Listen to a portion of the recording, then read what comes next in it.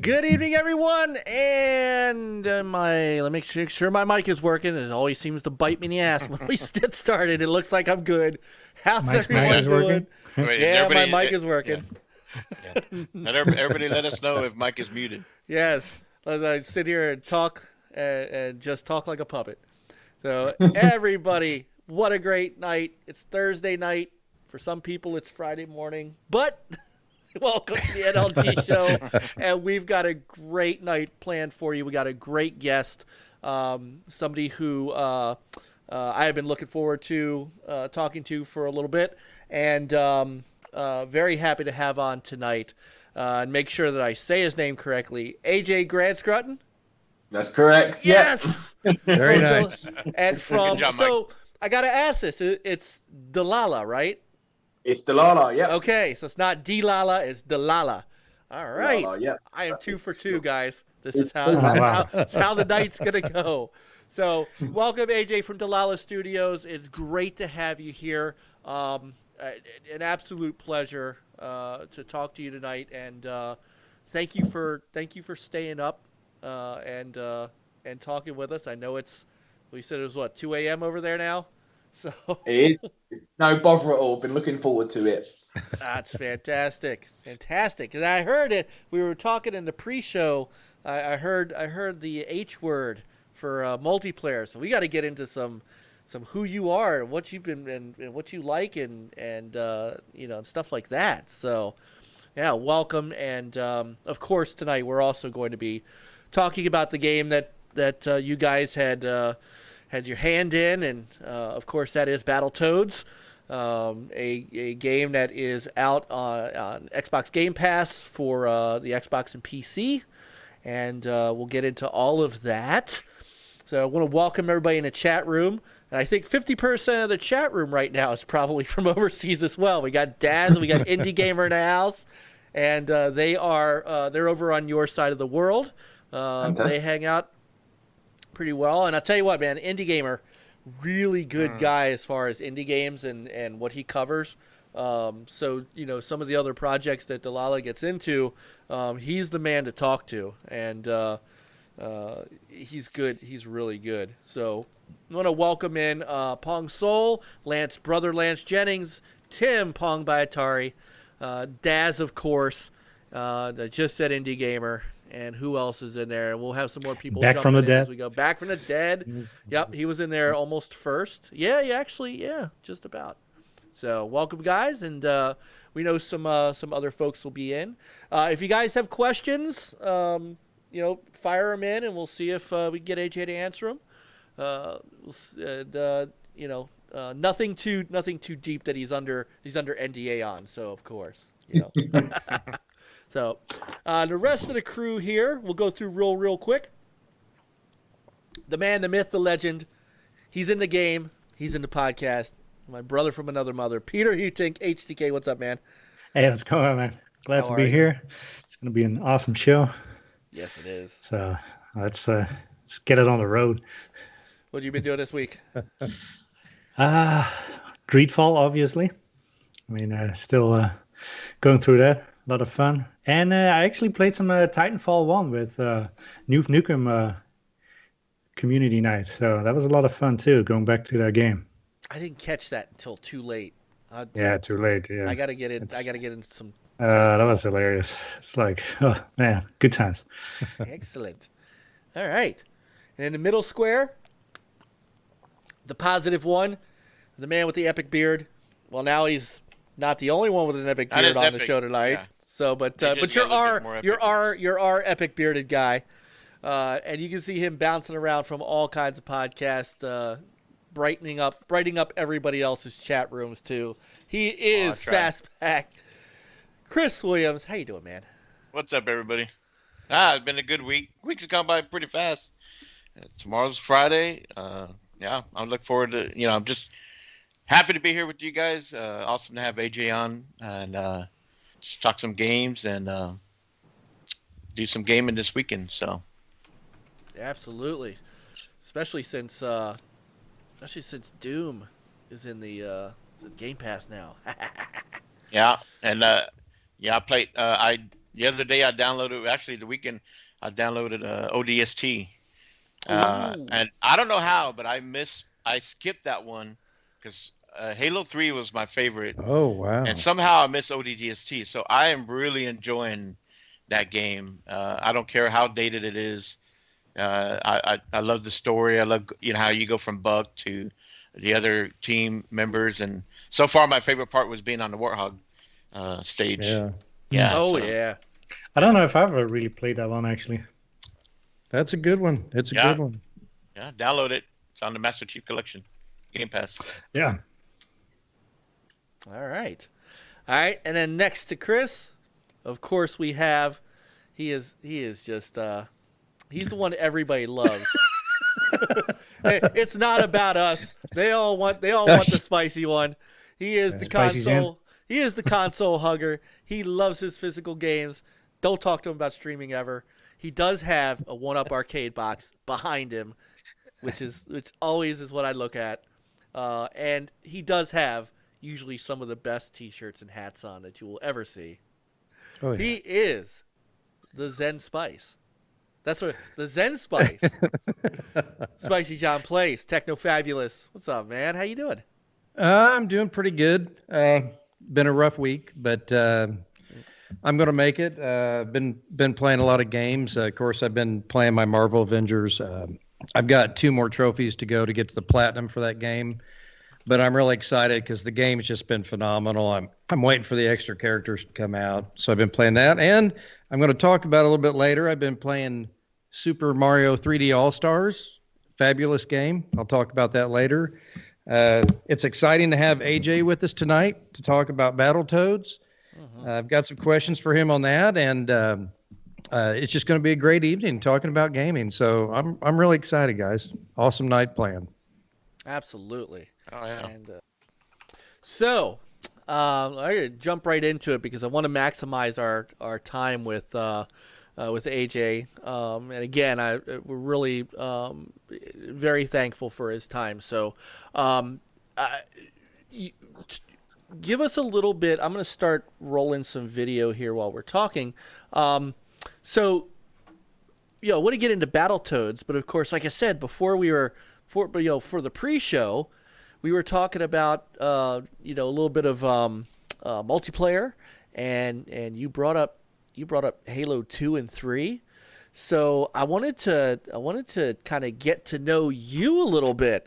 Give us the gaming history of AJ. Oh wow. Okay, yeah, sure. So yeah, I mean, my journey started on my very first gaming experience would have been playing on my uncle's Atari.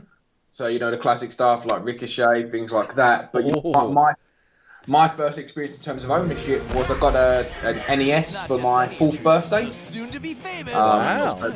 My parents started me off very young, thankfully. And it's a classic thing where, you know, as a kid, I remember playing, you know, I sit here and I'm like, oh my God, all these games I played. And I look back now and I'm thinking, I reckon most of those games I just played the first level over and over and over again. You know, my journey really started with stuff like, you know, Maniac Mansion, Battletoads Double Dragon, you know, obviously Super Mario Brothers, number 2 and 3 especially for me were big ones for me when I was a kid.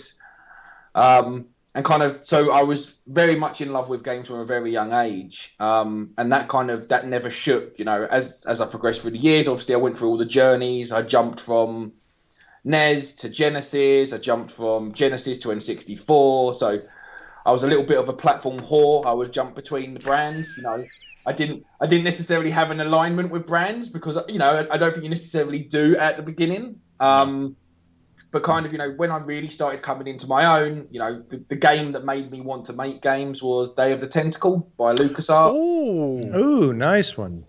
So, like, Day of the Tentacle is my all-time favorite game. I try to play it at least once a year. And basically anything Tim Schafer touched, you know, all the Monkey Islands, kind of everything, Grim Fandango. Yes. So they were kind of the ones that made me look at games as a career. But, you know, the stuff I really put the time into was when I was in, like, you know, college and university, and then it was the Halo games. You know, some of my favourite memories are Halo related. And what always kind of makes me laugh on a personal level is, like, I tried Halo when it very first came out, and I spun out of it in, you know, I gave it like an hour and was like, nah, this isn't for me. And then I had a friend coming over one night. You know, we had like a mutual friend, more of an acquaintance from school, a guy called Mark, and my friend Joe was like, oh, do you mind if Mark comes over? And I said, yeah, sure, bring him over. And Mark and Joe came over, and Joe got a phone call while he was round and had to leave. And so me and Mark had never really spent a lot of time one-on-one.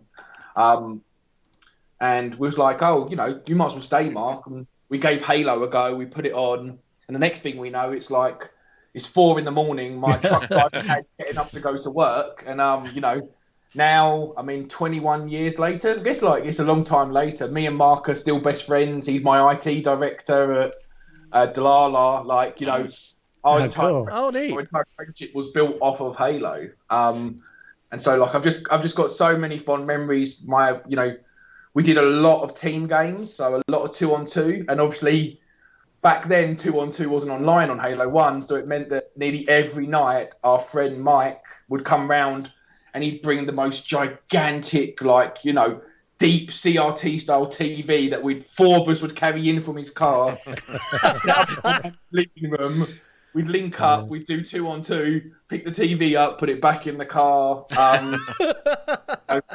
And that obviously progressed to Halo 2 and Halo 3, especially for us. You know, lots of hours spent just playing those games, more hours than definitely should have been.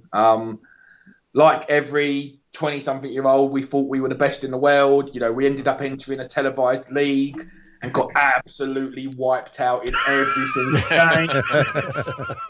game.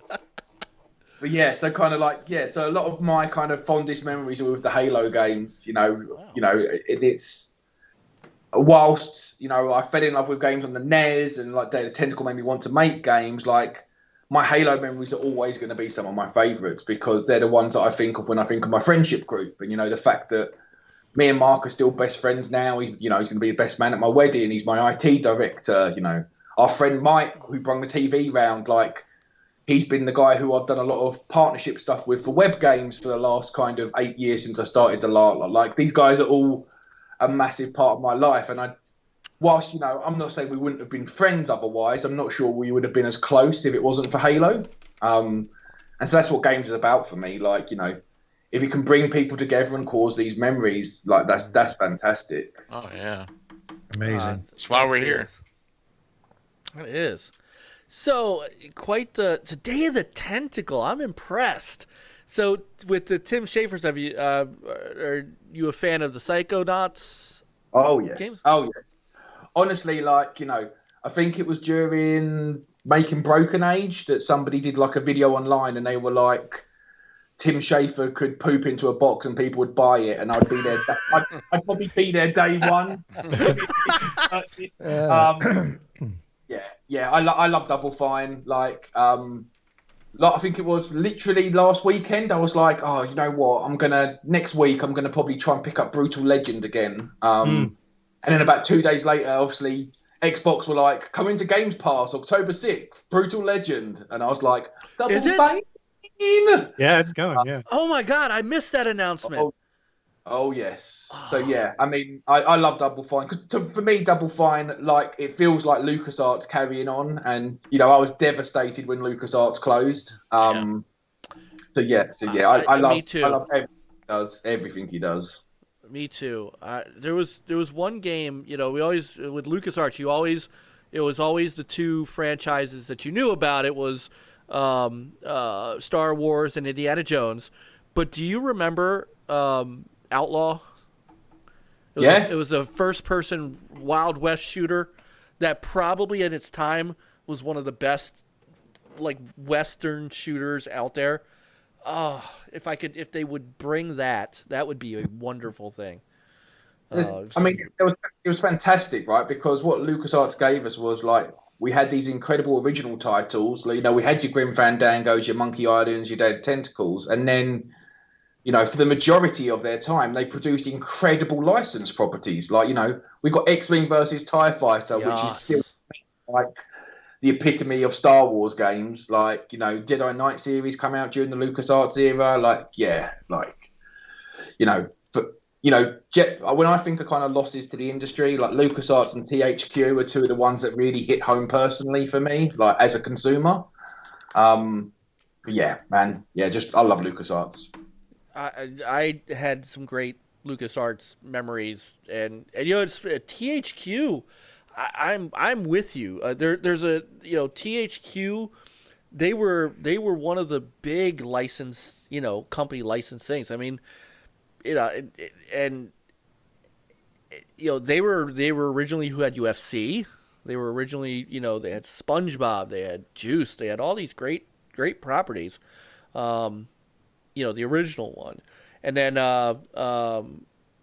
you know, the other who's the other? Well, the other one for me was Acclaim, and that was you know, that I had friends there, so it was always sad when they closed up shop. I mean, there are too many of those companies really fizzled out. I mean, if you think about it, you know, we're in this day and age now where thankfully, you know, you guys are bringing up these nice small studios. These big guys like Midway and Acclaim and THQ, and I know THQ's trying to make their comeback with Nordic, but it's not the same company. It's so weird to see such a different landscape now. Oh, definitely. I think the thing is, right, there's almost an illusion that because the game industry as a whole normally year on year is doing better, we don't necessarily see like the bubbles that form within the game industry because the industry itself isn't in the bubble. It's not like the .com bubble, right? But what we do have is when you think about people like Acclaim, especially in THQ, is like they were very, very reliant on licensed properties and they did incredible licensed games, but they also ended up making really big long-term commitments to these IPs. And then when the bottom fell out of some of those markets, like with THQ, when the bottom fell out of the kids market and they suddenly had commitments to make games for like, you know, SpongeBob for your Nickelodeons that weren't going to bring an income, but they had to make, you know, it just took them out. And it's devastating because THQ was the publisher for me that Dlala would have connected with so well. They were the risk takers, you know, they were the ones who picked up the Saints Rose, you know, they picked up kind of, even the first version of Evolve, like those games that not a lot of the AAA publishers would necessarily have took the gamble on. They would have took the gamble. They would have spent the money. And it's horrible because what it does is you then go, oh, you know, THQ went under because they took the gamble. And it wasn't those titles that caused the fallout of THQ. It was actually the market that was the stable market that suddenly became unstable. So yeah. I could go on about this shit for ages. Oh my! It's okay. It's okay. We have it clicked. Not for kids. Don't worry. Okay. You are. You know what? It's great because you know the way that we love to do this is you notice none of us, well, except for John. John loves to write everything down, but we don't typically write everything down. And we want you to feel, honestly, like you're part of the show tonight, not necessarily just some guy we're going, so how do you, you know, having these kind of conversations with developers also gives us an insight into what you like and what drives you. You know, what brought you, and I'll ask this question. So you talked about Day of the Tentacle. How did Dlala get started? Yeah, so you know, the way I always describe it is, you know, a lot of kids in the playground want to be cowboys and spacemen, but I wanted to be the guy making Mario. Like, as soon as I knew that somebody's job was making Mario, I've always wanted to be a game developer. Like, my entire life, you know, there was a very, very short stint where I was like, oh, maybe I want to be a criminal psychologist. And then I, you know, realized it was because I was watching too much TV, and then, you know, everything else has been games for me. So kind of, it took me a while to get into games. Like, you know, my college didn't offer a computer course. So actually I didn't do an official computer course until my degree in computer science when I went to university, which I barely got into because I didn't bother studying very much at school. And then I got distracted from university by playing basketball, so I barely got a degree. You know, I just about passed my 2-2. And so kind of then I spent like 9 months after university just applying for jobs, like every day, getting up, being up for like 13 hours of just non-stop job applications, going to interviews, doing tests. And, you know, like everyone else does, you know, getting told, you know, oh, you know, we really connect with you, but we want someone with more experience. So kind of eventually 9 months after leaving uni, I got my first job, which was as an IT technician at a timber merchant, which is just as exciting as it sounds.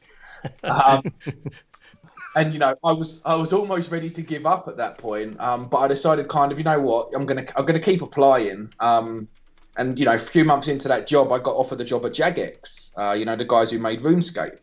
And it was a really interesting role. It was I don't think they have the role anymore. It was a game content developer. So it was basically like you're a designer and a programmer. So like you design your quests and then you'd program them. And this was a dream role for me because I was good at programming, but I really wanted to be a designer. And so like for me, programming was my way into the industry. Well, I thought I was good at the time. Programming was my way into the industry, but really I was using that kind of because I wanted to do the creative stuff. So I spent like 3 years at Jagex working on a game which didn't get released in the end called Stellar Dawn, which we were told we weren't allowed to call RuneScape in space, but was basically RuneScape in space. And then eventually I left there because the guy that gave me my job at Jagex started a new studio called Bossa. Bossa obviously are now known for like Surgeon Simulator and games like that. But when I joined, like I was employee number 9 and we were making Facebook games. So like we worked on a game there called Monster Mind, which was like the first ever real-time PvP Facebook game. It was like a city builder where kind of used to fire B-movie monsters at each other. And it was awesome. And we ended up making this game in like 9 months. And then we ended up kind of going out to the BAFTAs. We got nominated for a BAFTA. And the next thing I know, I'm in a tux. I'm at the BAFTA Awards. And we're sitting there and we're up against like Spyro Skylanders and a FIFA social game. And then there's us, this little studio no one had heard of. And like we end up winning the BAFTA. And it was amazing. Like, you know, we were so out of place there. Like, we were like a football crowd. When they called out our name, we were going crazy, and like everyone else is very like, oh yes, well done. And kind of, it was great, but kind of that was like almost like the start of the end for me at Bossa. Like it was kind of like, okay, well, I kind of feel like I've done what I can do here. And I'd started having some tensions with my producer at the time, and you know, and it's. Looking back, it was no doubt my fault. I've always had issues with kind of authority figures. Like I've always clashed with kind of my producers and my bosses because I often believe I'm smarter than they are. So if they're doing stuff I don't like, I'll call them out on their shit. And a lot of people in those roles don't like being called out on their shit. So kind of like I decided to leave, and like I didn't have a plan. And when I left Bossa, I left with my friend Craig, who I'd worked with at Jagex, because I took to at Bossa, and he left as well. And we didn't even make a plan to start a studio. Like by the time our notice period was up. We hadn't decided we were going to make a studio together. We just knew we were going to go leave. So like, I moved into my mum's garage effectively. He moved into his girlfriend's mum's spare bedroom. We had about the equivalent of $4,000 between us, and about a week into being out of our jobs, we were like, shall we just make a studio? And so that's basically what we did. You know, we came up with a name, we registered Dlala Studios. We didn't have a game idea or anything. We just knew we wanted to do something together, and you know that if we were going to do it, we should try and look professional and have a company name and a registered company. And that was kind of the start of this mental journey where we ended up meeting Microsoft a month later, and they were doing Windows 8. And, you know, I went up to Microsoft at a show and I literally said, you know, wait a second, Microsoft, what the fuck are you doing here? You don't care about indie games. Like, Wow. there's guys who are still at Microsoft and they still tell the story of like the first thing that Dlala ever said to Microsoft was, what the fuck are you doing here? And thank God they were the loveliest people as well. There was a guy called Lee and a guy called Andrew, and honestly, they were so nice. And they told me about Windows 8 and what they were thinking and how they were re-engaging with developers, and they knew their reputation was bad in the indie scene, and they were very open and not what I expected. And they were like, look, you know, we're doing Windows 8 launch titles. We're not funding, but we are putting marketing behind it. And at that point, you know, no one was paying us anyway, right? So we had the option of trying to find something else or make a game for Windows 8 and have marketing support. So we did that. But what they didn't tell me at the time was that Windows 8 was coming out 9 weeks later. So we agreed to do a Windows 8 launch title, and then was like, oh my God, what can we do in 8 weeks? And we ended up basically like, you know, what is achievable? We put together a plan, and we made this little game called Janksy. And it was just this little mobile physics game, you know, very much in the vein of like your Angry Birds at the time. And we somehow got it done. And like, you know, went out on Windows 8 launch, hardly anyone switched to Windows 8, so it didn't sell any units. But what it did happen, you know, the big thing that happened was that Microsoft ended up speaking to Develop Magazine and saying, hey, we've got these little companies working with us. And Develop were like, oh, okay, we'll put together little paragraph introductions on each of these companies. They came out to meet us. As you can tell from the fact that you've asked me one question and I've been speaking nonstop, like he asked us a couple of questions. We spoke nonstop for hours, had a great time. He took some pictures and went away. And then a week later, he called me and was like, hey, just so you know, we've bumped Peter Molyneux. You guys are going to be the front cover story for the magazine. And so they ended up running this like 2 guys, 1 game, no cash. And they did like a 7-page spread, images of the game. And it didn't help. Like, we didn't make money off of Janksy, but that magazine got onto the table of a guy called Lee Shinneman, who was, you know, he'd been at Rare for decades. He was leaving Rare because Microsoft were letting him start his own studio, and they were going to let him mentor a game studio. And so suddenly, by coincidence, 6 months after me and Craig left our jobs, we were moving into a fancy Soho office. We got to build our own team. We were the first ever internally incubated Microsoft studio. And yeah, the journey kind of just got weirder and weirder from there. You know, we were meant to be there 6 months. They extended to 14. They asked to extend longer. We said no because we didn't want to work there anymore. Then 5 of us went back to the garages. Then we had no money. We did our own game. We worked with Team 17. And then that all kind of rolled, and we ended up like, we had a massive contract with Disney, and then that got ended, and then we were doing our own thing, and then we helped on Sea of Thieves, and then the next thing you know, we're somehow making Battletoads. And it's, You wake yeah, up one day and... I mean, I'm not really sure what happened, and I'm still not really... I'm still convinced I'm in some sort of fever dream, and that somehow I accidentally walked past a tunnel and inhaled a load of crack, and I'm going to wake up one day in a hospital, and they're going to be like, AJ, you need to go to work. Jagex are wondering where you are. Yeah, it's all been a bit mental, to be honest. Wow. Sound like a Battletoads game. Yeah. I mean, the Battletoads games are pretty much fever dreams, so... Yeah. Well, this one definitely was, for sure. So... Indy says has the stream dropped? I don't think so. Let me make sure we're still good, as far as I know. Still going. Yeah, still alive. So, yeah. So, So Team 17. How did you get involved with them? I mean, they're a great studio. What did you make for them? Yeah, so we've had a fantastic relationship with them. So we formed in 2012. I ended up, just through kind of how things ended up, I ended up being, the CEO title out of me and Craig. Like Craig was CCO, I was CEO.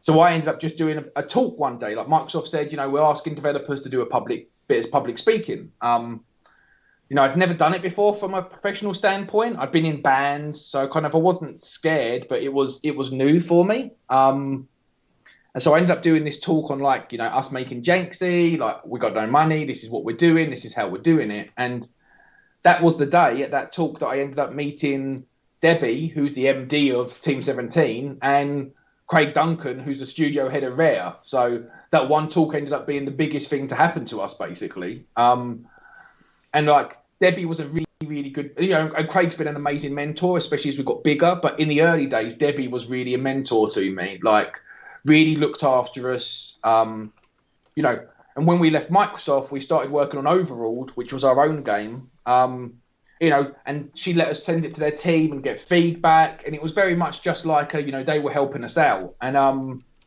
we ended up taking it to EGX 10 weeks after we started. We took what we call the world's ugliest prototype. But it ended up getting received really well. And then Debbie saw it in person and they ended up offering us a contract to publish. We were the second game they signed for publishing. The first being Escapists. The Escapists obviously making millions upon millions of pounds, and Overruled still hasn't made back its dev advance. But it kind of started this fantastic relationship with them. And as well as doing Overruled, we ended up helping out. We did ports for them we got the Escapists on Xbox. We did Schrodinger's Cat on a couple of platforms. We then ended up doing we wrote and kind of built some of the DLC for the Escapists. So yeah, we had a fantastic relationship with them really, really early. And kind of we still have a great relationship with them to this day, which is fantastic, especially for me with my track record. So, no. Well, I sort of kind of set you up a little bit because I kind of knew, because I had read up on you. So I kind of knew that, but I just wanted to hear you tell people that you worked on Escapists, because my of all people, and I don't know why I just sat there and let him play it. My 11-year-old loves the Escapist, and I don't know why that I let him play it, because it's really not for him. But so it's an incredible game. And you talk about developers with brilliant stories, and Chris, the guy that made the Escapist, he was one dude originally. So when Team 17 signed it, it was literally just Chris, and that game came out and it blew up. And Chris went overnight from being a one-man developer to being a millionaire, effectively, right? And I'll never forget that. He was a million or worth more than a million at that point. And I met up with him. We bumped into each other at Team 17 one day, and I asked him what he'd been doing, and he was a roofer, so he did tiling on roofs, and he'd still been doing it. He'd still been because he was just I didn't just want to quit the job. So he just made $1 million selling game, and he was still roofing tiles, and he bought a second-hand car and some new trainers. And I was like, dude, he is the most chill guy, but how fantastic. A guy that's just got no ego. He had a game he wanted to make, and he made it, and he's done really well, but he still felt a commitment to finish off a few roofs he was tiling. And, he hadn't gone and blown all the money. But yeah, that game's fantastic. It's just such a fun game, right? Just such a fun game. No, definitely. Go ahead, John. You look like you're No. I was gonna talk to AJ about Battletoads. I had a couple questions. I know that the first gameplay trailer at E3, June 2019, and it was also at Microsoft's trade show in November. And I was wanting to know, during the production of this game, were there any things that you ran into to where you like totally changed things, or from that E3 presentation, how far along were you in the project? And then did you have to change anything? Because I thought it was supposed to come out a little bit earlier. Did you have to rework anything, or did you have any like problems during the production of it? I just kind of wanted to get a general sense of, what you experienced going through all this. Is that a nice way of saying that when we released that trailer, everyone hated it and hated us? No, not at all. No, my friend, no, not at all. I'm very interested. It's great having you on the show, and I just wanted to know from a developer's and a creator standpoint, like things that you went through from that period to release date, some of the changes, or if you changed anything along the way. Yeah, definitely. So, obviously, when you're making games, you try to take into account all these deadlines, right? The stuff that isn't making the game, you take into account. You're going to need an E3 build. You're going to need to do trailers. One of the things we made very clear with Rare, and Rare agreed with very early on, was that we're a small team making a big game, and there would be times where Microsoft would have to accept that we can't do what we can't take half the team off the game to make a demo build, right? So when we went to E3 in 2019, and we took the first playable, that was probably about 3 months of production work. So that was just where we were, about 3 months into production. When the build went to Gamescom, that was the E3 build, except for I went in and I changed a joke that mentioned E3 to mentioning Gamescom, and we re-exported, right? So the only thing from a playable perspective was 3 months of production, and that was all they really saw from June 2019 through to the release. But yeah, we made some massive changes. So a lot of people did not like how fast the game was, or how slow, I should say, the game was. The walk speed was a big deal. I initially didn't have a problem because I'm a creative director. I had my ego there, and one thing I always remember, and I have to call out, is that like when somebody released 10 minutes of Gamescom footage in August, and like one of the comments, which wasn't just vitriol, one of the comments that was actually constructive was like, "Hey, if you watch this video at 1.2 times speed, it's actually a lot better." And I was like, "Oh, if you watch this video at 1.2 times speed." and then I did it, and I was like, "Oh, that does look better." So I went into the data, changed all the data, and I was like, "Yeah, guys, I'm gonna speed up the walk speed by about 1.2 times." And then off the back of that, we were like, "Actually, do you know what? We also probably need a run. Run won't work we deliberately avoided a run because what I didn't want to have in combat was I didn't want to have a Benny Hill situation where the player could just keep running in a circle and the enemies can never catch them. And I didn't want the enemies to be so quick that if you were trying to walk and dodge, that they would just always get into you." Right.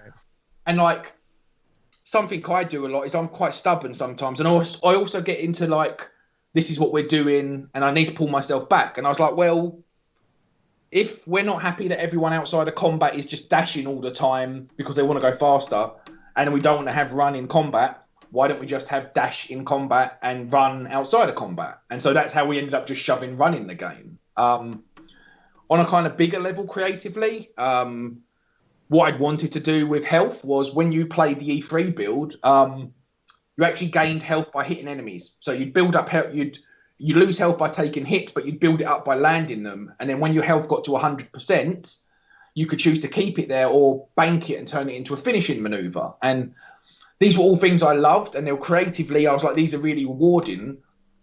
But they just became a system that was just overcomplicating something that players had an innate, simple understanding of. Like, as players, we know what health is. We know how health works. Why was I trying to make it more complicated at the time? So that ended up changing. In terms of kind of the 2019 thing, it's weird. Like I'm trying to find a tactical way to say this. The structure of what the game was changed. So the way we were going to deliver the game initially isn't necessarily how we ended up delivering it in the end. And so whilst 2019 was an initial drop, like the idea was really Christmas 2019 is where we were aiming for, that wouldn't have necessarily been the last part of the game. And so rather than doing it like that, we ended up going for, do you know what, let's just release this when the whole thing's done. Let's just do it as one solid unit. if you played the game, you've seen it's broken up into acts, right? So like you could imagine that maybe at one point acts were episodes or something to that effect. But we made the decision after E3, and it was received really well from players and journalists at E3 that we just wanted to give it the time it needed. Another massive change that went in, and I don't know if we've ever publicly acknowledged this, is that before E3, the cutscenes weren't cutscenes. So you know that we've done like the full cartoon cutscenes. They were originally going to have VO, but they were just going to be like animatics, so almost like just images with a little bit of depth and movement. And because within the scope of what we were doing, that's what we could afford.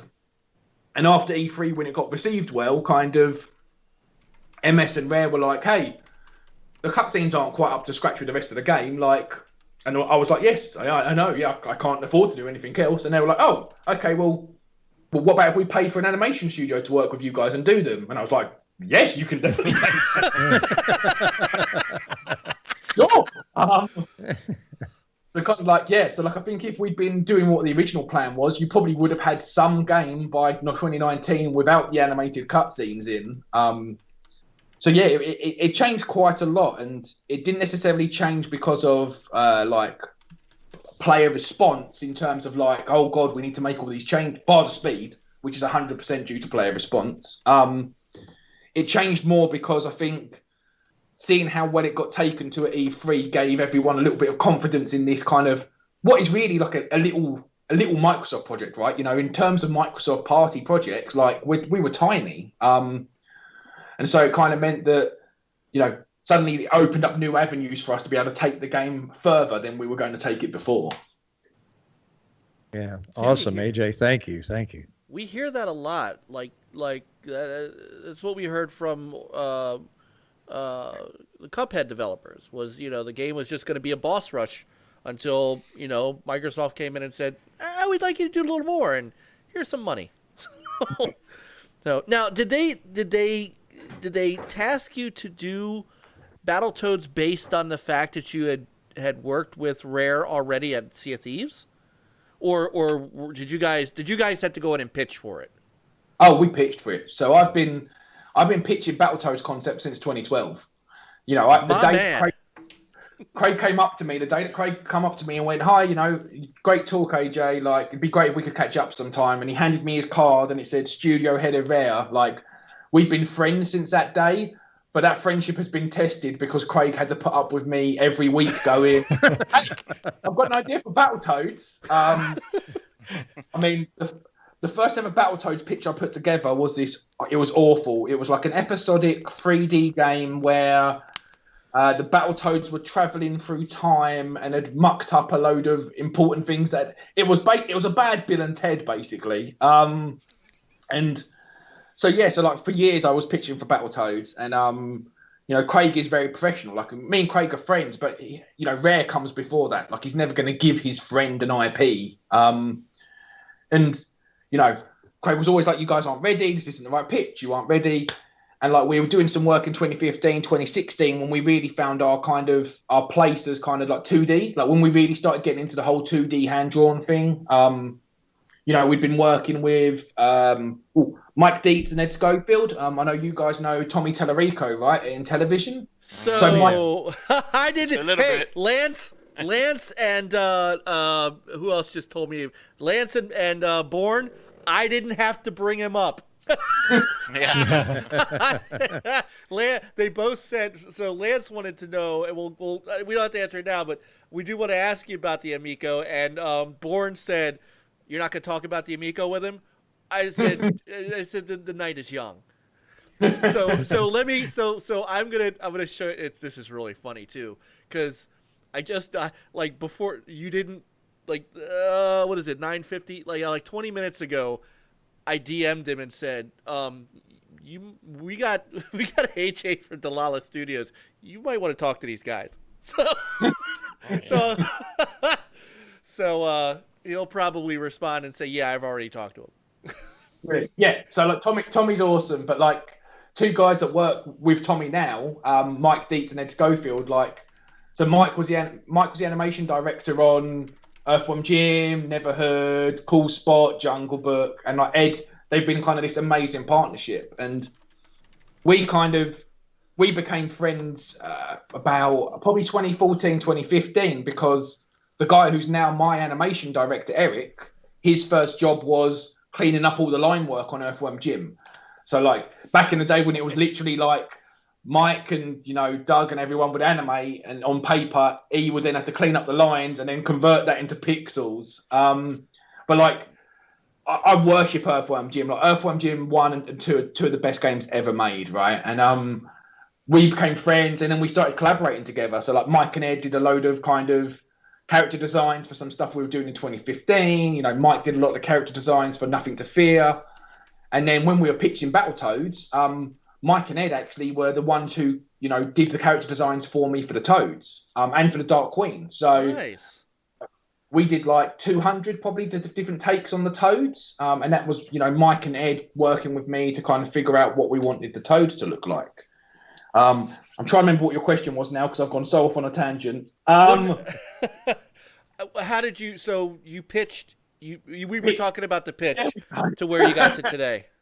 Yes, brilliant. So basically, we'd been doing the animated stuff. Craig Duncan saw what we'd been doing, saw our tools, and was like, "Oh man," he's like, "Okay, I think it's time we actually did a Battletoads pitch." And so in 2016, like we put together the Battletoads pitch, which became the game you see now, right? And it was different at a pitch phase, but the core of it was there, the pillars of it was there. You know, the playable cartoon, couch co-op, all this stuff has been the pillars for the game the whole. Genre mashup. That was like the three pillars for the game the whole time. So we started pitching it in 2016. Obviously, we'd helped out in Sea of Thieves, which didn't do us any harm. But really kind of like it was the pitch itself that was the driving force. And, you know, the pitch did really well. It went all the way up to Phil. Phil liked it. But the industry's really weird in that there's loads of publishers who will fund you for up to 500, 750K. And there's loads of publishers who do 15, 20 million plus projects. But there's not a lot of publishers who do that middle mark, which is why you don't have many studios our size anymore, because that middle range for funding doesn't exist. And it definitely didn't exist at Microsoft in 2016. And then Game Pass came along, and Game Pass started doing well, and Sea of Thieves launched, and Sea of Thieves did well. And, you know, Craig was able to, you know, put it forward and say, you know, look, Rare want to invest in these guys to do this game. Like Rare want to pay for a new Battletoads game for Game Pass. Like it's the perfect platform for it. And so when we came into the end of 2017, I thought the pitch was dead. We thought, you know, we'd done everything we could. Everyone that loved it, but that was it. And then Dlala went through a real rough patch. Like, you know, we'd been living off of some money that we'd had from another project for a couple of years and doing a bit of work for hire. And we were slowly getting to that point where I thought I was actually going to have to make layoffs. And it was, here you go, really going behind the curtain now. It was May. So it was May 2018. I got a message from Craig just saying, hey, I'm about to touch down in Seattle. If Battletoads conversation comes up again, would you guys still be interested? And I was like, yeah, of course. Like, you know, 24 hours later, I get an email pop up and I'm at my desk and it's a bad time, right? I'm a mess because we've never, ever made layoffs due to pay ever. You know, I've never missed a payday and I've always prided myself on the fact that, you know, like that's been how it is from day one. And so I'm just very stressed. I'm not sleeping. And this email pops up from Craig and it says, hey, dude, I'm about to go into meetings for 10 hours, so I won't be able to talk, but we are go. And that was it. So I just got this email saying we are go. And obviously now, yes, it's obvious he meant we're making Battletoads. But at that point, when I'm sitting at my desk, I don't know for definite that's what it means. And so I'm like, we are go. What does that mean? And in that same email, he said, I'm not available for 10 hours. So I've got to sit there for 10 hours not knowing. And so, like, I'm just crying at my desk because I'm a mess. I'm just like, I don't know what's happening. Like, Gemma, our production director, comes over and she's like, what's the matter? And I'm like, look at this email. And she's like, we are go. What does that mean? Like, I don't know. More Sea of Thieves content. Right. Yeah. And obviously, like, you know, 10 hours go by, he gets out, and yeah, you know, suddenly, you know, they've gone for his pitch. We're greenlit. We're going to make Battletoads. And what's brilliant is, like, you know, 2018, we announced with that teaser, you know, that really kind of like just the text and the bike crashing, and everyone was like super excited. But they were like, why didn't they show gameplay? And the reason we didn't show gameplay is I literally signed the contract to make Battletoads the day before I got on the plane to fly out for E3. So like Battletoads hadn't even started when we announced Battletoads at E3 2018. Like that video was all that existed of Battletoads besides the pitch deck. And like we were sandwiched in between these trailers, which cost like hundreds of thousands. And our announced teaser for Battletoads cost the equivalent of about $3,500. I got my old mate who used to do my music videos for 90 quid to put together the slides. I wrote the script. Eric did the animation in his spare time, and I paid some guy like $15 on Fiverr.com to do the voiceover. And like that was Battletoads getting announced. And wow. So we pitched it for 2 years. We thought it was dead, and then it came out of nowhere, and suddenly we were making Battletoads. And I have to think Craig is happy, right? He's got to be happy with the final design. Yeah, I mean, look, they're incredible, right? Like, Rare and Microsoft were amazing on this. I still don't understand why I was given carte blanche with their IP, which they were fully paying for. Like, and I got to do everything I wanted creatively. Like, you know, we had, if we took the amount of arguments we had, it was like it would fit in a hand. Like, you know, we just had what you would expect the publisher and a partner to have. But yeah, it was amazing. Like. And they're really happy, and they're really happy with like the engagement in terms of how many people are playing it, and so yeah. So I like to think that we both really benefited from it in the end. Well, I hope we did at least. Well, the final product is Go ahead, Peter. No, I mean it's just hearing this story is just awesome, and I'm curious if you were to happen to make Battletoads 2.0, what would you change / is this a sequel, or if I was to do more to what we've got? Is like, are you trying to get sneak peeks if there's going to be a sequel or not? Or well, you know, it's is there going to be a sequel? I honestly I don't know. I mean, look, all I can tell you is like currently Dlala aren't working on a sequel, but it's a universe we would love to go back to at some point. Like, you know, there's still more stories to tell for me. Like, you know, me and our lead writer, Tom, we deliberately wrote this game thinking it would be the first as opposed to being the only.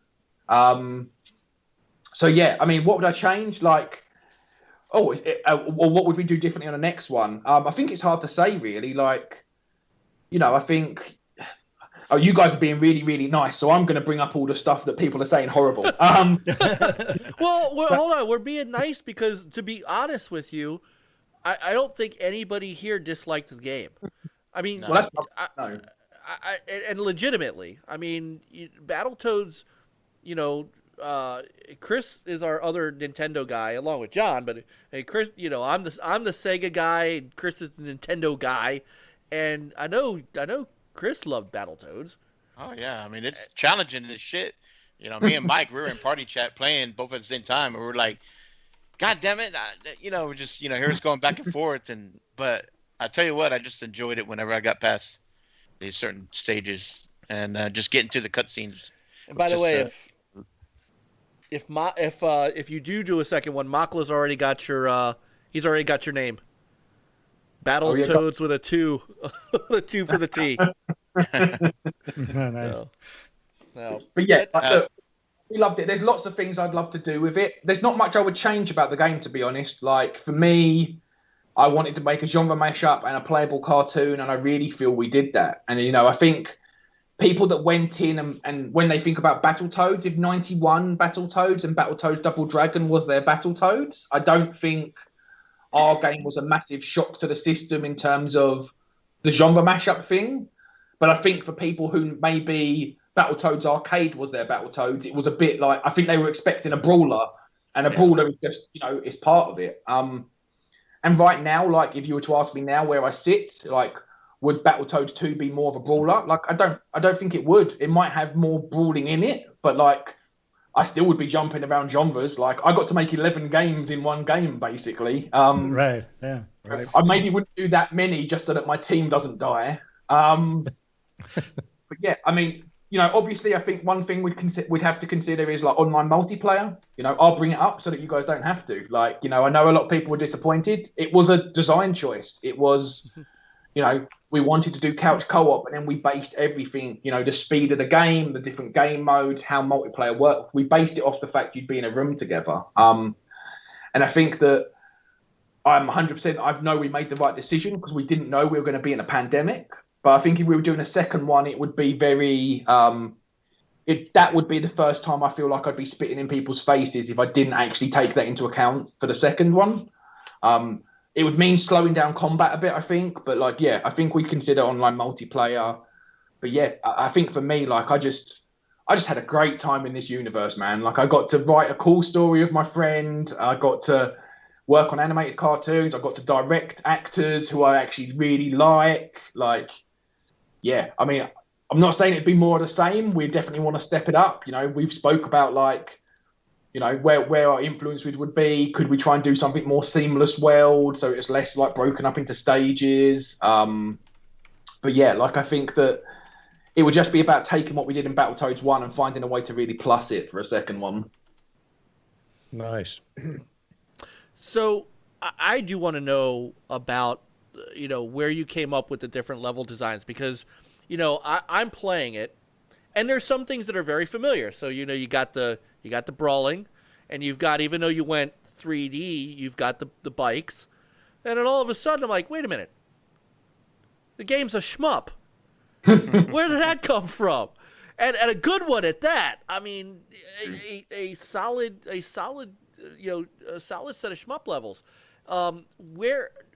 How did you come up with this design that you had carte blanche for?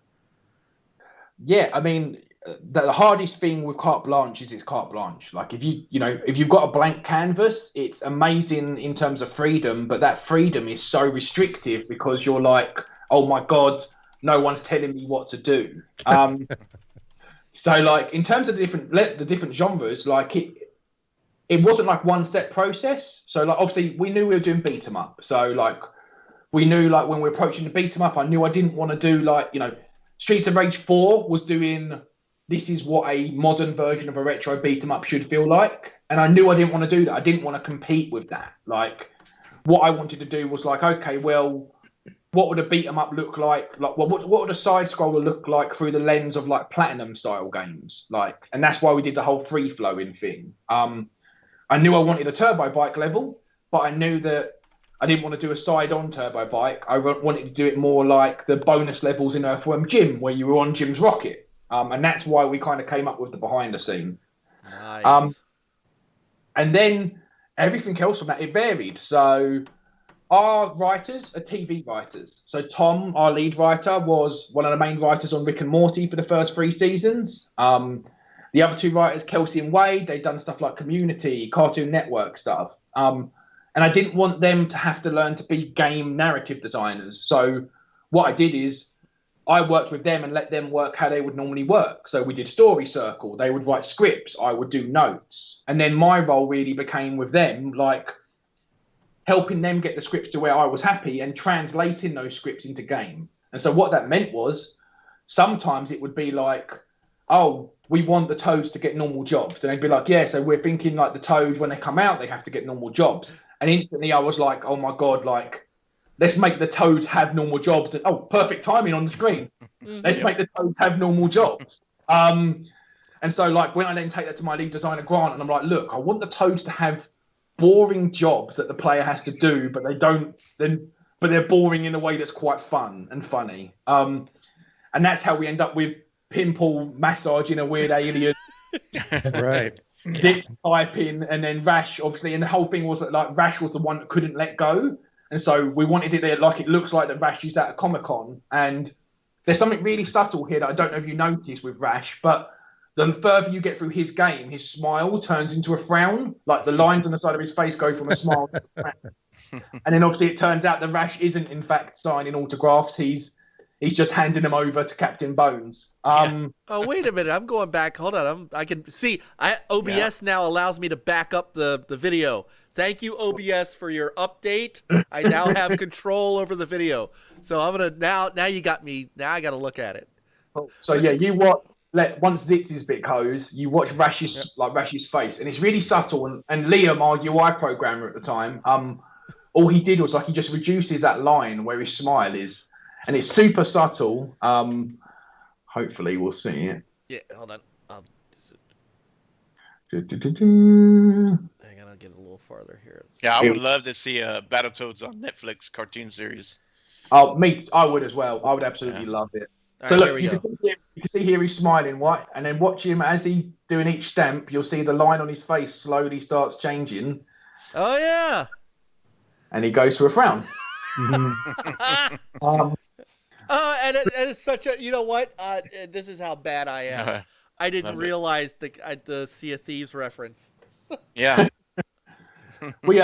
That was the least frictional IP we could get in there for that one. Like, it was the easiest thing we could get signed off in time was to get Captain Bones in there. But yeah, so that came from something. The writers wrote something for that, right? And it made sense to translate that. Whereas once we knew we were going to have a bit of the game set in space, Grant instantly, the lead designer, was like, we've got to do some sort of shoot 'em up. Like, we need to do some sort of space shoot 'em up. Like, what does that look like for us? That's great. I'm glad. I loved it. That was, to be completely honest, the hardest one for us to do. Like, we had no experience whatsoever with shmups. Only a very small fraction of the team played them. Like, even me as creative director, I love Geometry Wars, but I never really got into shmups that much.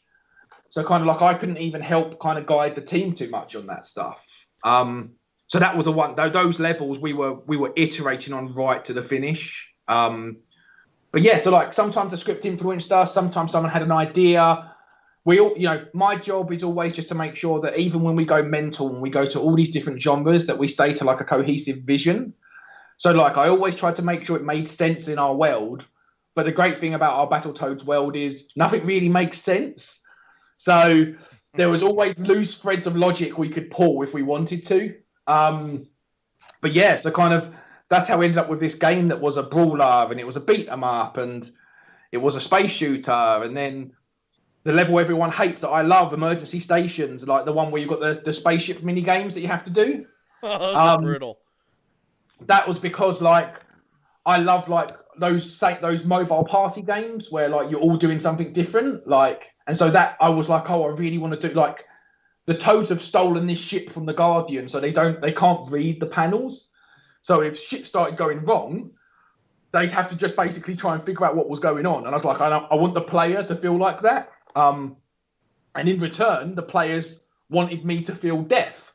So by making that level, I've made a lot of people hate me. But that's one of my favorite levels in the game. And then there's obviously the real, sorry for spoilers for anyone who hasn't played it. Then there's the real kind of idiotic stuff like Act 2 was my Weekend at Bernie's homage, where they knock out Jeff, right? And yes. And so somebody in our Discord figured that out from the announced trailer, from the announced date trailer. They saw 2 clips of that act, and they were like, "Oh, it looks like there could be some sort of continuing Weekend at Bernie's joke." And I was like, "Oh, I feel a lot less clever now. Someone got it that quickly." But that's got a level where you end up bobsledding on the back of an unconscious diplomat, right? While lumberjacks and gymnasts chase you. So, it's all makes sense to me in my head in our world, but influence came from everywhere. No one, there's no staying in your lane at Dlala. So if someone had a good idea that fit the game, we would explore it, and that meant that in pre-production we had, here we go. Here's another thing that did make it into the game. We had blind date boss battle. So it was a dating show where the Toads were on a dating show, and they had to ask questions of panelists behind the panels who it turned out were bosses, and then whoever you chose as your date, you then had to fight. Oh, I want that now. That's okay. That's got to be in the next game. DLC. But yeah, so we tried lots of things, and it's weird to think that there were things that didn't make the cut because they were too weird, but there definitely was some. yeah, like, so influence came from the script, it came from the team, it came from the natural flow of the game. It's wild. I mean, it really is. It's wild because this is just seems like there's so much that went in. I mean, it wasn't just the old Battletoads, and I think that's what I think a lot of people did like about it is, okay, you could have just gone the easy route and just remastered Battletoads. You went the extra mile to come up with different levels, different scenarios, and the rock solid story to tie it all together. Like I felt for Rash, he all he wanted was one more big spotlight, and he gets to the Evil Queen, and spoiler alert for those who haven't played it, he gets the Evil Queen, and well, she's not so evil. So, which actually is a question that somebody had asked me to ask you. What was what brought you to change the Evil Queen? Yeah, so it's been 26 years, right? So I wanted it to have been 26 years in the game. It was important for me that, like, the time that's passed for us has passed for the Toads. And when we pitched the game, one of the things that was important for me, and that, Rare agreed with, is we didn't want to lean on nostalgia. We didn't just want to make a game that was for the audience, because, and these are my words, not Rare's, my opinion with the original Battletoads audience is a large portion of it are like me. They're, 36 years old plus. They probably don't have as much time to play games anymore. They might not be the ones who are going to play this. I also think we have to understand that 1991, there could be a third of that user base that's dead. Like, let's be honest, right? Like, there could be a big chunk of the original adult gamers who love Battletoads who are dead by now. Like, we can't cater to kind of that audience. And so I wanted to do something that would bring us in a new audience, that I wanted it to capture the feeling I felt as a kid. Like, I didn't want to make a game that was like, okay, guys, you loved the first one, you're going to love this, and that's all that matters. I wanted it to be more that, like, I fell in love with Battletoads Double Dragon and Battletoads as a kid. How do I make a new audience fall in love with the Battletoads? And I felt if we were doing that, we had to acknowledge that the Battletoads aren't relevant anymore, and the Battletoads had to go through a journey where they weren't relevant anymore. all of us who are Battletoads fans have wanted a new Battletoads game for nearly 30 years, but we are probably a minority. We are a niche fan base to that extent. So putting the Toads in this scenario where 26 years had passed, they're no longer the heroes, it didn't make sense if suddenly the Dark Queen was still this big villainess, and she was still the big evil. She needed to have gone through something. Like, if we were going to have the Dark Queen in this story, it needed to make sense. And so, obviously, the writers get all the credit for writing an awesome story. But originally, and I've definitely never said this before, originally what we were going to do is actually the main character that kind of joins the Toads was an insane version of T-Bird. So T-Bird was going to have gone a bit mental because the Toads got locked away and he couldn't find them. And he was originally going to have been desperately trying to reproduce the Toads. And we liked it, but we liked it for its insanity, and it didn't really feel like it had a journey. And Paul Collins at Rare, who was our creative liaison, he came to one of our brainstorming days with me and Tom and was just like, oh, what about if it was the Queen? What about if this fourth character that came into the mix was the Dark Queen? And then we loved that, and we just started running with it. And it was like, oh yeah, if she's been trapped and she's lost her powers and she's put in a position where she needs the Toads, and then that was the start. And we didn't necessarily know that she was going to stay good the whole time, but the more we wrote her, the more we loved her, and the more we wanted her to be part of the story, and the more it kind of felt like, it's going to be, spoiler alert, people, it's going to be really cheap if we just turn her. If we do a classic Big Show WWE heel turn for the sake of doing a heel turn, right? Why would we do that? We didn't want to force anything. We wanted it to feel like the natural progression. And she ended up being like my favorite character in the game. Like for a lot of she has these amazing moments, and she's the smart one who's surrounded by these 3 idiots that she needs, and she's just permanently dealing with that. Like her whole thing is like, oh my god, like I need to get through this to get my powers back to take over the world, the universe, sorry. And so when her journey suddenly became like, I've got my powers back, I'm going crazy, we needed it to be like, well, that needs to have meaning. It can't just be she's got what she wanted, the end. Like, and that's why we did what we did with her at the end. But I love it, man. Like, I love the villain becoming the partner, like an uneasy alliance. Like, I just think it's a classic story to tell in a lot of ways, because it's just funny, right? It's that tension, and she doesn't even do anything to the Toads where it's kind of like she's trying to wind them up, but their personalities cause it. Like Zit's eccentric paranoia about being the leader, like gives you a power struggle that the Queen isn't trying to be involved in. Like she doesn't want to be the leader of the Battletoads. Like, but Zitz is just convinced that she is. Like, oh my god, she's trying to take my power. She wants to be the leader. And she's just like, why would I want to lead you guys? Like, you smelly, slimy guys. And so, yeah, it's one of those, right, that once it starts working, we just kept building on it and and it just worked for us. Nice. It definitely shows. I mean, just throughout the game, I just kept having fun. The further I got, the more fun I had. And, you know, like we said earlier, the cutscenes, it's just like sit down and watch a Saturday morning cartoon, you know, back in the day. It was just a treat. But, like, you could tell the different genres that y'all use, you could tell that you guys had fun putting this together. So. Oh, that's awesome to hear. I really appreciate that. And we definitely did, man. Like, we loved this. This wasn't a slog. This wasn't like a work for hire contract. This was, for me, it was a bucket list thing. I'd always wanted to make a Battletoads sequel. And for the team, like, they were so passionate and so even those who hadn't played the original Battletoads games, because as much as I hate to say it, some of them were too young.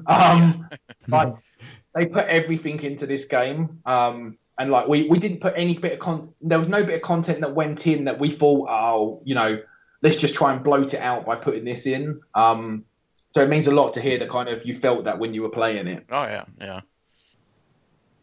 So kind of like you guys were like Jay and Silent Bob outside the Rare studio, you know, just keep egging them on until you get this game. That's it. That's exactly it. Standing outside the quick stop, waiting for them to open up. Yeah.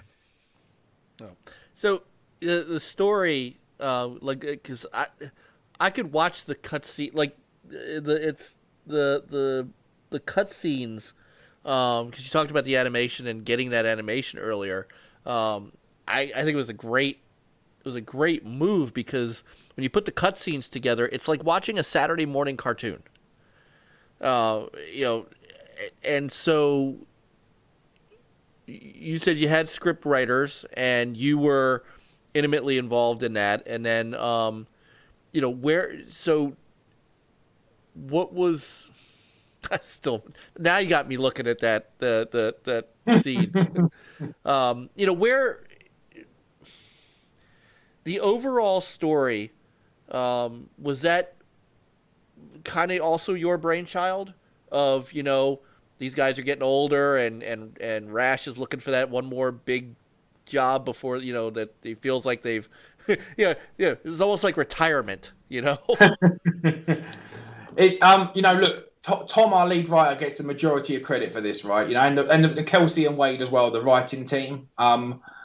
Me and Tom knew when we spoke about working on this together before we had the deal. We knew we wanted to tell a story of forgotten heroes, like, you know, those guys who were clinging on to fame, and we knew that was going to be Rash's main driver. And then, you know, Tom really brought his expertise to help us figure that out, to build a story circle for the game, to build a story circle for each of the characters.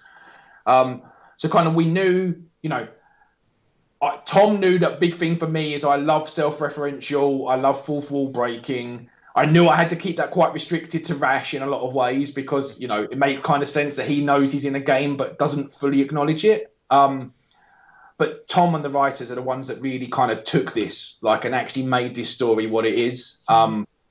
you know, I'd love to take credit for it, but it's not mine. Like, I was involved in the process, but my involvement was giving notes and just making sure everything stayed on track with the universe. Like, it's really those, you know, it's really Kelsey, Wade, and Tom that made this story what it is. Because if I'd written this, it wouldn't even be, you know, 100th as good as it is.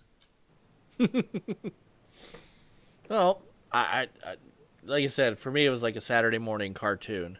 I just it was enjoyable. Whenever I was in party chat with Peter and other guys, and a cutscene would come on, I'd like fade away from the conversation, watch this, and then come back to the conversation. Sorry, Peter, I never told you that. You know, sometimes you even fade away, and it's like, who's sawing? But it's okay. No, and so who I didn't recognize that were the voice actors. Were they part of the animation studio? No. So the voice actors were a combination of people connected to some of the team and actual actors and stuff we liked. So Zitz is Ryan Ridley. So Ryan Ridley was like producer on Rick and Morty. He's been in like Community. He did voices in Rick and Morty. He's done voices a lot. And Zitz was written for Ryan. So Tom and Ryan have known each other for years. They all came up through Channel 101 together. And when Tom was doing this, he was like, look, I just think Ryan's perfect for this. Like, Zitz, the way I want to write Zitz is I'm not even writing a character. I'm just writing Ryan Ridley in these situations. And so kind of like, oh, okay, cool. I add him to the list. And then I was rewatching Community. I don't know if any of you guys watched Community at all. I watched it until they moved it to Yahoo. Oh, yeah. Cool. So there, I can't remember what season, but it's an episode where the post-credit stinger is the guy from Jeff's gym. And it was like, Jeff was working out at a gym and this guy was lifting weights and the weights dropped. Jeff saved him. And then the guy was like, I owe you my life. And Jeff on Community just keeps cashing that in. And Ryan played that guy. And, you know, Tom had already mentioned him. And then I saw him in that. And I was like, oh, my God, he's literally perfect. And, like, at that point, there was no other consideration. Like, we had to get Ryan for Zitz. With Rash, it's Eric Bowser. So Eric is currently... he's the current voice of like Bugs Bunny and Daffy Duck and Tweety Pie, and I think he did Splinter in the Turtles. And once again, he's another Channel 101 alumni. So kind of Tom had a connection to him. He was really into the project, so it was awesome.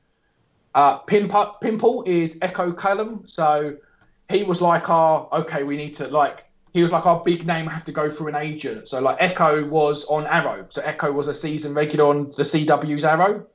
Oh, okay. Okay. And so, like, we really wanted, I love his voice, and it was perfect for what I wanted for Pimple and what Tom wanted for Pimple. And we were like, oh, I don't know if we can get him. So kind of like, we got like our agent to go through his agent, and we're like, blah, blah, blah. And was like, oh, I hope this works. I hope he's not an asshole, blah, blah. And he turned up and like, he's a massive gaming nerd. He was just so excited to be there and be in the game. And he was just incredible. So like our three Toads really came together really quickly and easily. Like, you know, it was just awesome. And then, you know, Dark Queen, we actually cast in the UK. And we'd originally cast her to be American. So we was originally kind of looking at some UK-based US actresses. And we got loads of people to submit kind of reels. And one of the takes was like an actress did an American take, and then she spoke and did the take in her like more close to her natural voice. And that was Siobhan. And I was just like, I heard it and I was like, oh my God. I was like, Tom, we weren't thinking this, but like, listen to this.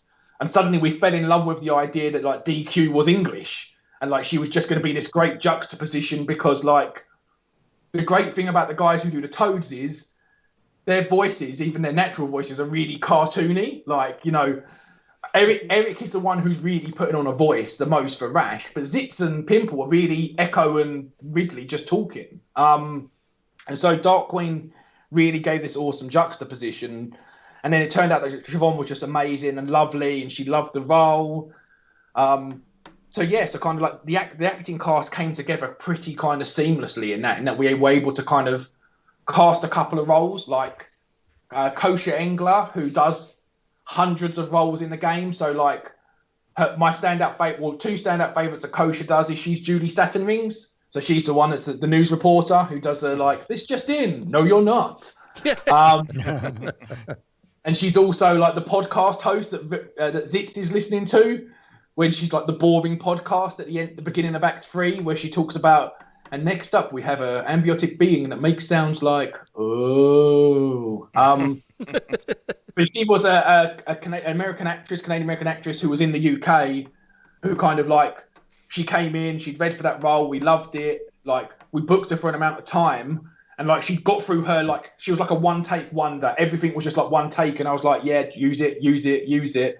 And then we had time left, and I was like, hey, I've got a load of other lines. Do you just want to maybe read some of these? And so like she ended up playing like 15 characters in the game, I think, just because she was so good, so quick. So yeah, so like the voice cast is literally like a combination of voice actors connected to the writers, like live action actors like Echo, and then kind of those combinations of people in the UK who do a bit of both. But like I'm so happy of all the casting. Like everyone was just awesome, and everyone was just so lovely. And I was terrified because I'd never directed VO casting before. So I felt inexperienced, and I hoped that I didn't upset anyone, or like I didn't want to step on anyone's toes. And everyone was just lovely and just really passionate, and everyone turned up basically being like, I love the script, like the script's hilarious. And I was like, yeah, like the writers are just the best. So yeah, the VO cast just came together really naturally, and they were all just awesome people. Nice. Very nice. John, you look like you want to... What? No, well, you look like you want to say something, and you're just waiting. No, I'm just listening. No. It's been a long week for me. It's been a tough. No. So. One thing that you said that I touched on, I kind of hit it again later, and I think this is the important thing, because we're hearing this more and more as Microsoft is getting more developers, outside developers to work on their IPs and purchasing studios and things like that. Is that you said that they handed you Battletoads and gave you carte blanche to do whatever you wanted with it, and that that's wild. So they really gave you no real restrictions, nothing that.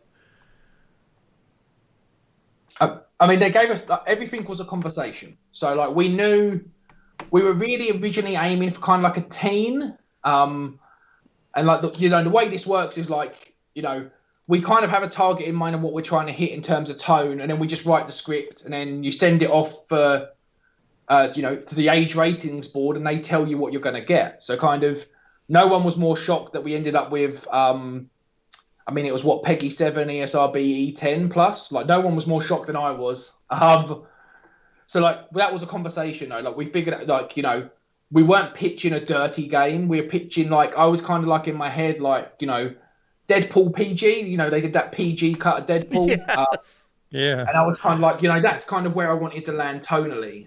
So that was kind of the conversation. And then we had two guys full-time from Rare on the project. One was Paul Collins, who was like our creative liaison, who kind of gave feedback. And, he was really good at like making sure that we didn't do anything like, if we'd gone really major and we tried to kill off, like if we put Robo Manus in it and just tried to kill him off for like no purpose, I think Paul would have stepped in at that point and been like, why are you doing this? It doesn't actually make the game any better. It feels like you're just doing something for the sake of it. And then we had Paul Cunningham, who was like I think his official title was like external relationships manager. So he was like our external producer. And we spoke to those guys every day, but it was never like, do this, change this, don't do this. It was just like, hey, we played the game and this bit seems a bit hard. Like, have you thought about making this bit a bit easier? And then we'd have a conversation and we'd play the game together. But yeah, like they let us design the characters, they let us design the world, they let us write the story, they let us choose the genres, build the game. Like, you know, this is truly like Dlala's game. Like, you know, this isn't like Dlala put through a Microsoft or Rare filter. This is the game we wanted to make. Awesome. That's neat. That's wild. That's neat. Yeah. And probably why I also didn't have to go through a PR person to get you on. I told them, like, you know, I know that, you know, that technically I have to have their permission to do press about game, but Sure. after the game had been out a couple of weeks, I just said, like, hey, you know, there's a lot of really interesting podcasts, you know, and rather than you guys getting clogged up by me having to forward everyone to you, I'm just going to start accepting them. And they were like, yep, no problem. Like, nice. So now you could go back to Craig and say, Craig, I was on this show that because he follows me and I don't bug him, but Craig's another guy I'd love to talk to. So you got to go back and vouch for us. oh, I definitely will do. Don't you worry about that. So, so I have to. Well, there's a couple of people that asked some questions about Battletoads. Born Distracted wanted to know. He said, because this is obviously a cell shaded look. Which, by the way, just as a small aside, the 3D Turbo Bike levels look amazing with that 3D, you know, with the cell shading and the actual kind of 3D model effect. Blew me away. But do these cell shaded games take more time to create? Is his question. Oh, it's a fantastic question. They're intensive in a different way, right? So the best way to look at it is, like, obviously if you're animating in 3D, you have a model, you rig up the model, and then you're animating and you're doing the poses and you're kind of working through that way.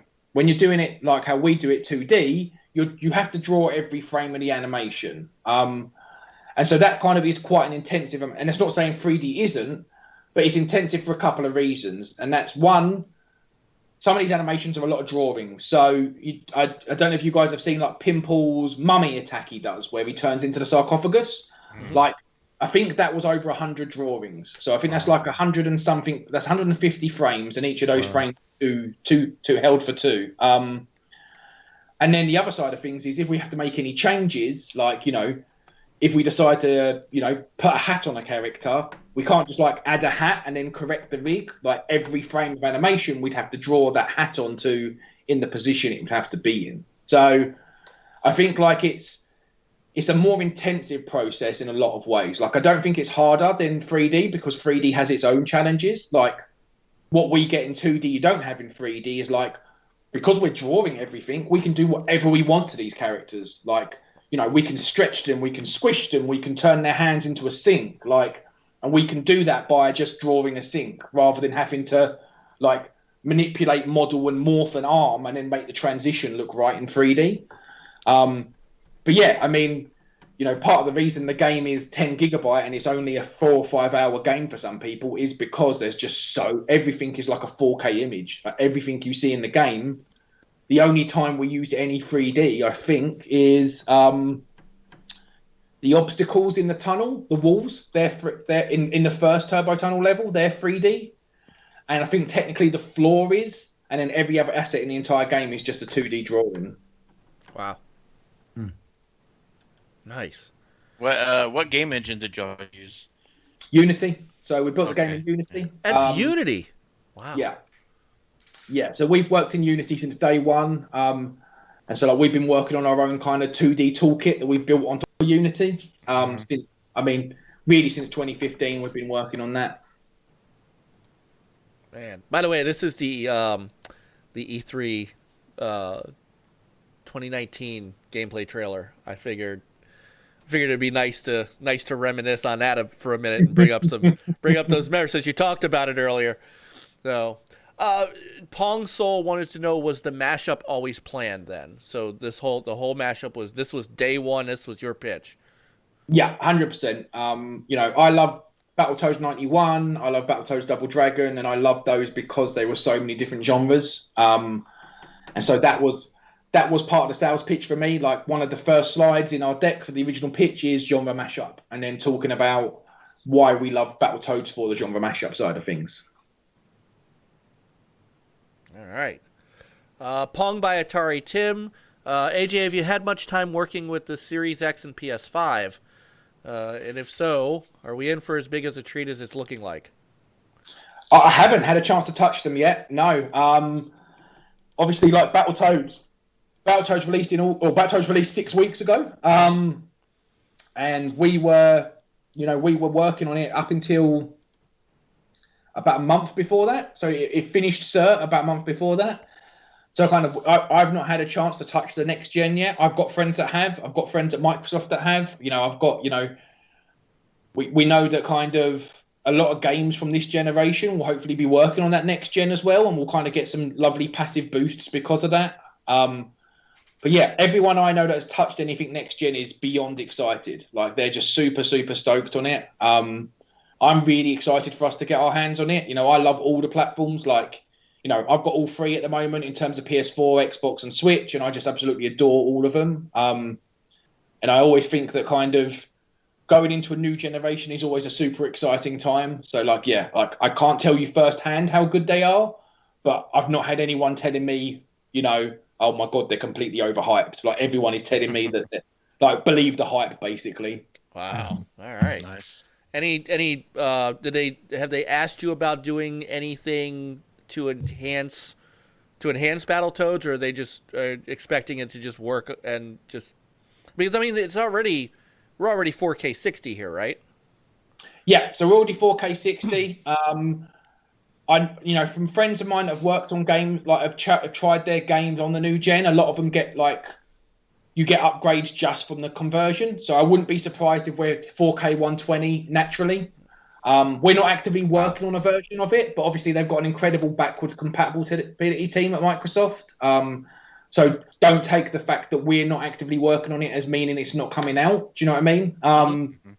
But yeah, there's nothing we're doing just because I don't think there's anything we need to do with it. Like, obviously because we're not 3D, we don't need to take any advantage of ray tracing or anything like that. I think you'll just naturally get a 120 frame probably experience out of the box with it. Wow. Oh, wow. All right. Macklin wanted to know, he said, thank you for Battletoads. I've been networking with some talented people to see if we can rejuvenate other IPs that impacted me. What's the best way to warmly connect with people? Oh, great question. In a non-COVID world, it's literally like going to conferences and talking. You know what I mean?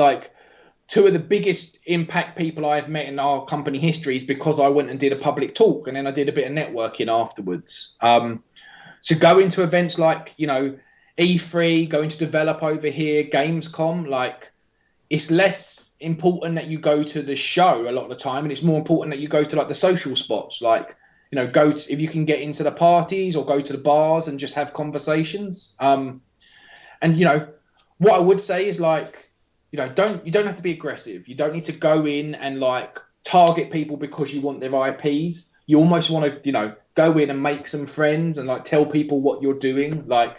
As much as I used to hound Craig about, give me Battletoads, give me Battletoads, give me Battletoads, our friendship wouldn't have lasted very long if that's the only thing I did, right? If Craig thought my only intention with him as a friend was to get Battletoads, then we wouldn't be friends 8 years later. So yeah, it's just put yourself out there, but these are all people, and it's not simple.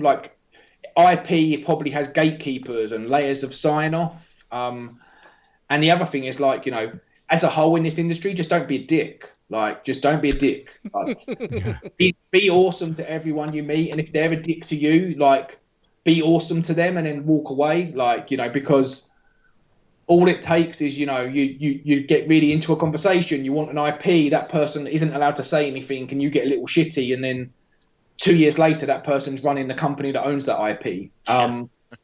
It's a small world, and this is an even smaller industry. The amount of times I have a conversation with someone I've never met. Prime example, I spoke to somebody from Skybound at one point a few years back. And not only did we have a mutual friend, but my friend Pete, who I knew from working at Universal, lived 2 doors down from this guy. I'd never met this guy, never heard of this guy before this meeting, but this industry is just that small that like someone you're talking to could live 2 doors down from someone else you're in a pitch meeting with one day. So yeah, just go to events, be nice, be polite. Everyone knows everyone has an agenda. Everyone knows that, we're all trying to better our companies. Like, that's why we go to these events. But just remember that, like, these companies are made up of actual people. So, like, be good to the people and then they'll be good to the company. Nice. Yeah, great advice. That was great advice. And he said, "Thank you. I promise not to be a dick." that's what I like to hear. And obviously, like, if there's anything I can do to help with anything, please just reach out to me on Twitter. Like, give me a tweet, and I'm always happy to have conversations and like tell you kind of what we've done in similar situations. That's awesome. See, it's one of the reasons that we love independent developers and people like you, because you're friendly and helpful and that just shows. We've had a lot of people on that have had 1 and 2 person studios, and they're just they're the nicest people because they started out in that way too, trying to make their way, trying to figure out where they were going, and getting some help along the way. And it's nice to hear that from you, AJ. That's very it kicks up our respect level for you for absolute sure. So. Yeah. We all just want to make games, right? Like, we all just want to do awesome stuff. Like, Dlala's motto is very cheesy, but it is, making games we love with people we love for people to love. And like, yep. Yeah, this industry does better when this industry does better. Like, this industry doesn't get better by people taking care of just themselves. It's as simple as that. Yeah. No, yeah, absolutely. I agree. How'd you come up with the name for the studio?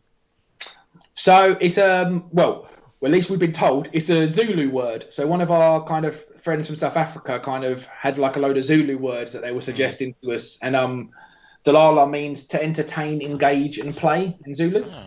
Oh. And I just loved that. Like, I loved the fact that like it had that meaning, but also I think it's just a stupid sounding name. Like, Dlala just sounds stupid, and I think something on the surface which is stupid and is deep beneath the surface is how I feel we are as a studio. So it always just fit us perfectly. Yeah, it's perfect. Yeah. So you had all this time you kept trying to get Battletoads. What other game besides Battletoads that you would love to do? Oh. You may not be able to, but. So other franchises I'd love to touch. I mean, there's loads. I mean, a lot of stuff that Warner Brothers own, like loads of stuff. Like I'd love to do something with some DC Universe stuff. I know they're not going to give me Batman, but like Dick Grayson's my favorite character in DC. Like, getting to do something with Nightwing or even Teen Titans Go. Like, I'd love to do those universes. Yeah. So that's some chunk of stuff I'd like to do. It's very strange and it's very off kilter, but I've always wanted to do a wrestling game. Like, I loved No Mercy. I'm still a complete wrestling mark nowadays. So like, I'd love to do kind of like a more, action arcadey style wrestling game one day. But the big one, number 1 on the list, Battletoads was not a very, very close number 2, but number 1, Star Wars. Like, I would love to do a Wars game, as everyone would, right? But like, if I got to do Star Wars one day, like that's the top of the pile for me. Man, so like a Star Wars game in the original trilogy era, or prequel, or it. You know what? Like, I've got a lot of ideas for it, but like, I kind of like the weird offshoot ones. Like, I loved Jedi Power Battles. I don't know if you remember Jedi Power Battle. Yeah. Obi-Wan. For the Dreamcast. I've got that game. So I love that game, and I love stuff like that where it's basically like it's off the main story, and maybe it connects to it somehow, but really it's about kind of like, because what a fun universe. Like, people have magical powers and laser swords. Like, I don't need to tell, like, if I wanted to tell a deep story in that universe, I definitely could. But if my literal premise for the game was people have magical powers and laser swords, I can make a fun game out of that. And like, I love the cooperative kind of feel of Jedi power battles. So like, that's the kind of stuff I'm really interested in with it. Nice. Boy, maybe they should have. Maybe WWE should have talked to you about Battlegrounds. You know what? I've not played it yet. I've not played it yet. Is it not great? I've heard don't bother. That's what I have heard that. I'm not. This is not an official review. I'm repeating what I have been told. Careful, sir. You might get a copyright. Yeah, right. Yeah. That. Yes, I still our one show where we showed the trailer still is not viewable in 90 countries. It's hilarious. So, I mean, like a big highlight for me with Battletoads was Evil Uno, who's a wrestler in AEW, played it. And so kind of seeing a guy who I watch on TV wrestling playing the game was very cool for me. That is cool. That is cool. Nice. So, go ahead. Well, real quick, I see that y'all are working on another game called Nothing to Fear. Yeah. So that was actually what we were working on before Battletoads. So we started out as an original IP. We started back in 2016 time, I think. Yeah, just around similar time after we finished Sea of Thieves. We were working on that, and we took that out publicly for the first time in March 2018. Or April 2018, and then Battletoads offer came in a month later, so we had to shelve it. But yeah, it's definitely one I'd love for us to go back to at some point. Are you able to self-publish if you needed to? We're not financially in a position where I'd feel comfortable self-publishing at the moment. Like, we're 23 of us full time now. So the studio is a lot more expensive than it used to be to run. So kind of the amount of money pre-Battletoads that would have lasted us a year now lasts us like a quarter of a year. Right. And kind of with deals like Battletoads and kind of the sort of deals we do, we get fully funded to do the game. But because we don't own the game, it means we don't necessarily get residuals or royalties. So like, doing Battletoads was amazing. It was a bucket list game. It gave us security for 2 years. But, it's not like it set us up for being millionaires now. Like, we can't fund the game off the back of doing Battletoads. So whilst I would love to self-publish one day in the future, I think realistically the path for Dlala is that we will likely get to that route by doing more big titles with partners and then starting a smaller second team to do the original stuff. And it will become something we do in parallel, as opposed to being able to go, you know what, let's take 2 years off of paid work and publish ourselves. Yeah. That's I like that path. Mm-hmm. I like that path. So, all right, so I have to ask the question because Lance Jennings did, and you brought up my friend Tommy. I knew you were going there already. Well, Lance, I can't not ask Lance's question. Of course. So what is your take on the Intellivision Amico and their model of working with the indie developers?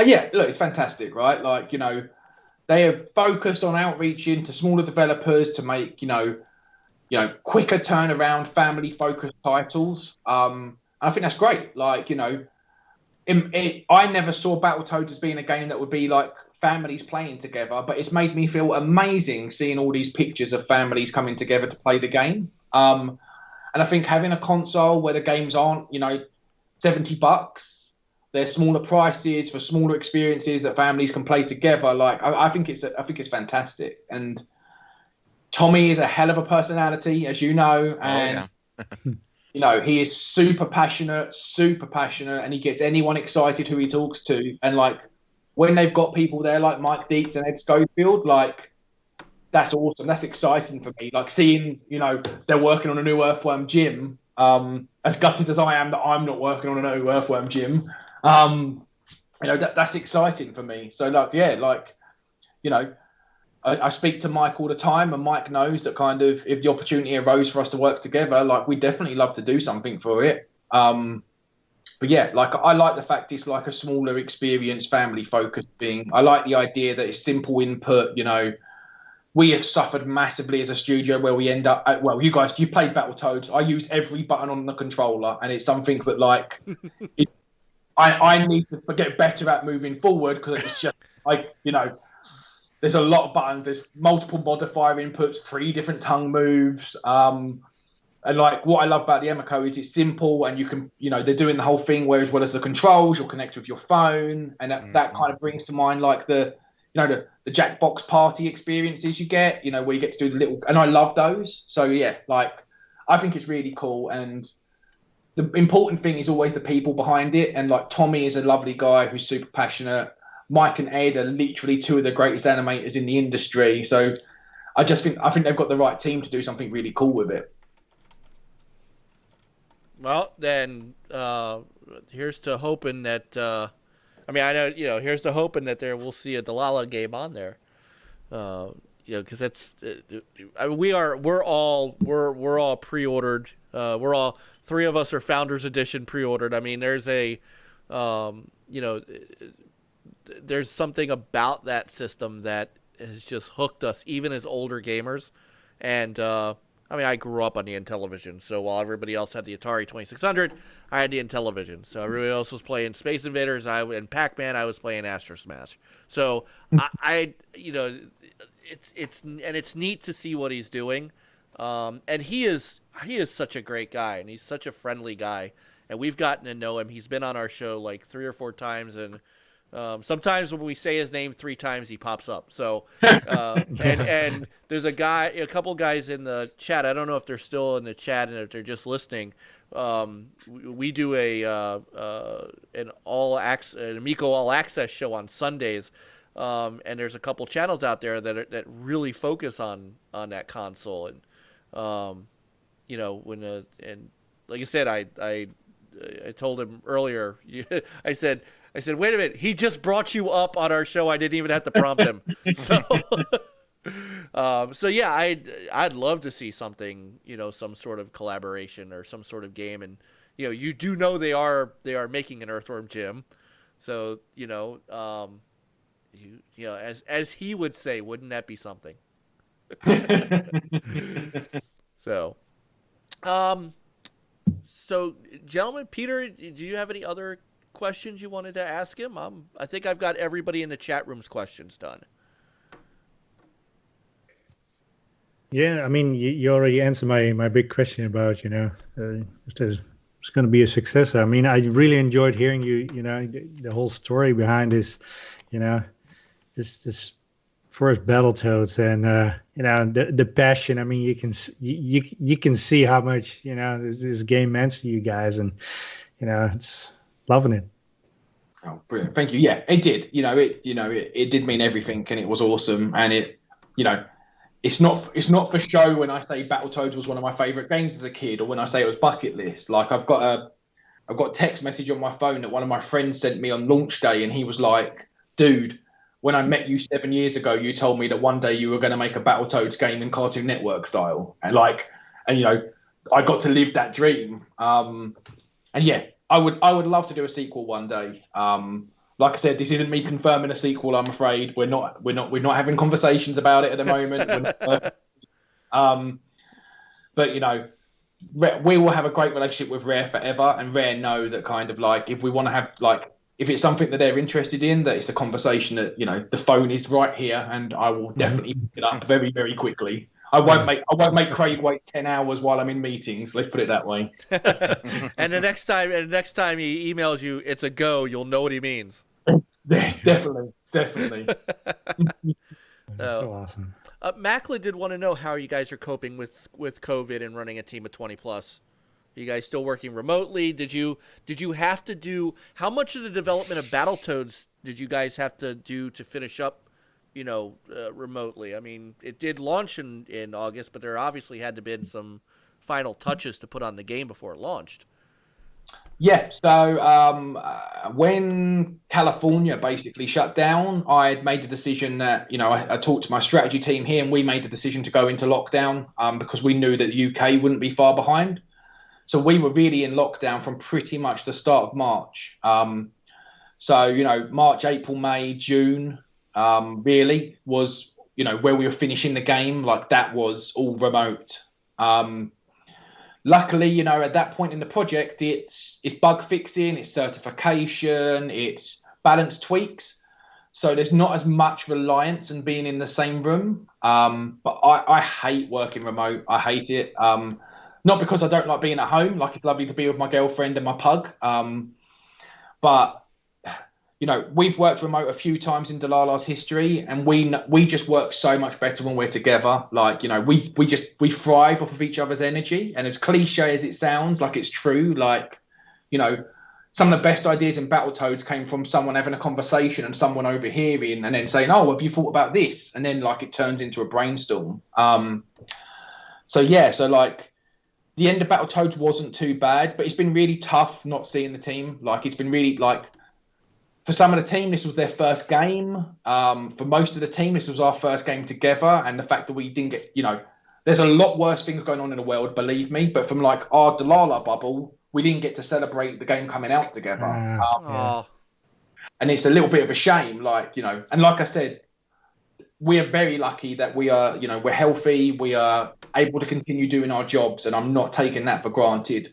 But when I look at it from, like, a selfish, enclosed perspective, like, I'm missing the guys and girls who work for me on a daily basis. And, like, now we're staying remote at the moment until we know it's safe. A few of us from the leadership team are back in the office. So, like, I've come in to work from my office at the moment. I swear it doesn't normally look this boring. It's because I just had the walls have just been whiteboard painted, and I have to not touch them for 3 days. I don't normally sit in this insane asylum white room. But yeah, so, like, we've been taking precautions. Like, we've put up, like, perspex shielding in the desks and automatic hand sanitizers, and we've got a temperature gun. But we're still not comfortable bringing the team back, especially those that have to commute, like, and get a train. So the next thing we're working on, like, we're having to start it remote, and it's an interesting challenge. I have no doubt the team will kind of smash it still. But yeah, like,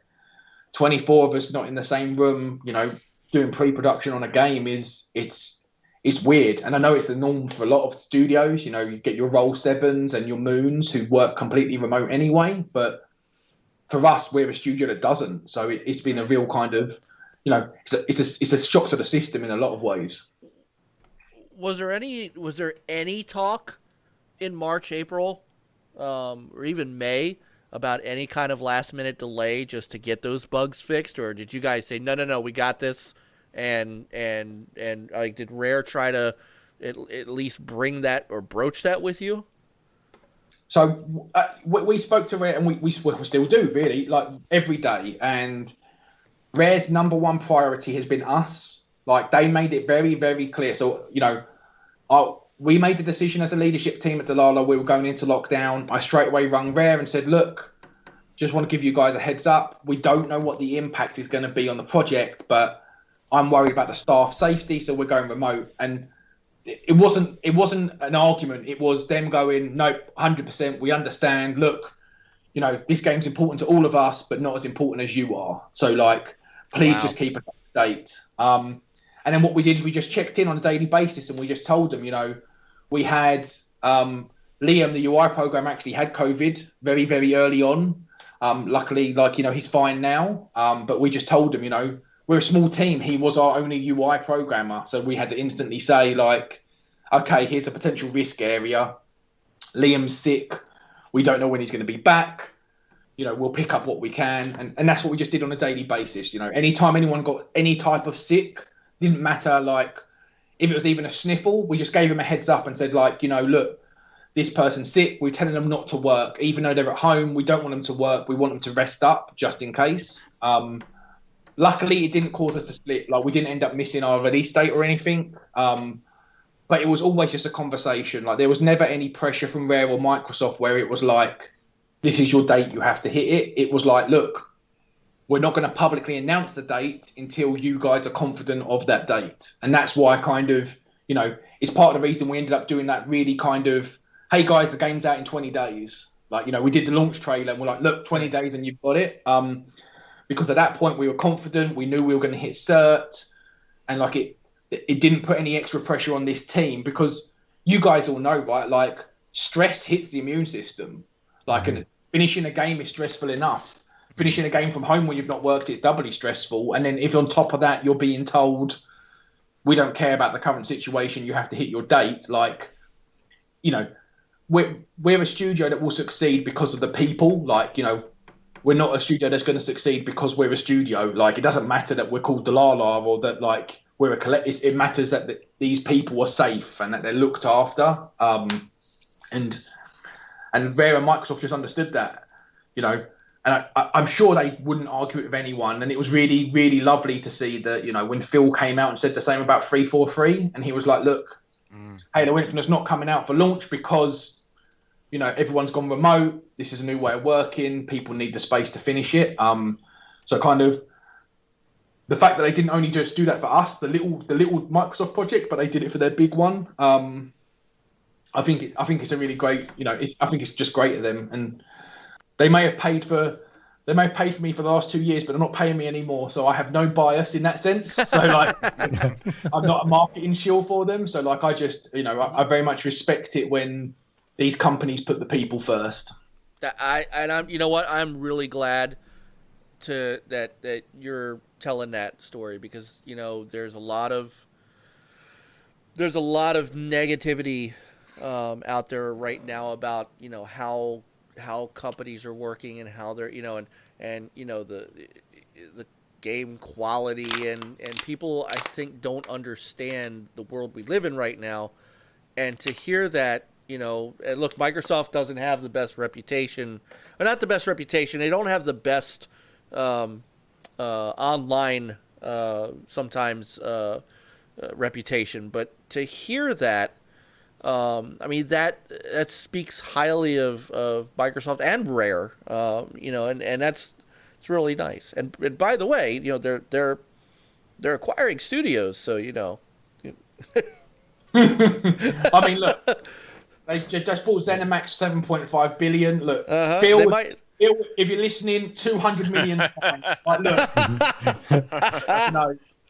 I mean, yeah, like, you know, like I said, they were really good to us, and we've had a really great, you know, ongoing on and off relationship with Microsoft. And I'm honest, and they know part of the risk of working with me is that I'm never going to lie. I'm never going to go out and give them fake press. They know that if they, you know, that I will always be honest. And crunch is a hard thing, right? And I know there's a lot of talk of crunch in the industry, and it can be very black and white when it's not necessarily black and white. Crunch is a big term that covers a lot of things, you know, like, we crunched more on Battletoads than we ever had due to my fault. And, you know, I've told the team moving forward, this is on me. I'm gonna work to make that better moving forward. But like, that didn't mean we were working 7 days a week. It didn't mean we were doing 20-hour days. It meant that, like, the team were often doing an extra 3 hours a night. And like, for quite a few, when it would be like maybe 3 or 4 nights a week, they were doing those extra hours. And I didn't like that. But none of us know what's going on inside of these studios. Like, you know, it's very easy for us to read the press and to kind of see what's going on and make judgment. But like,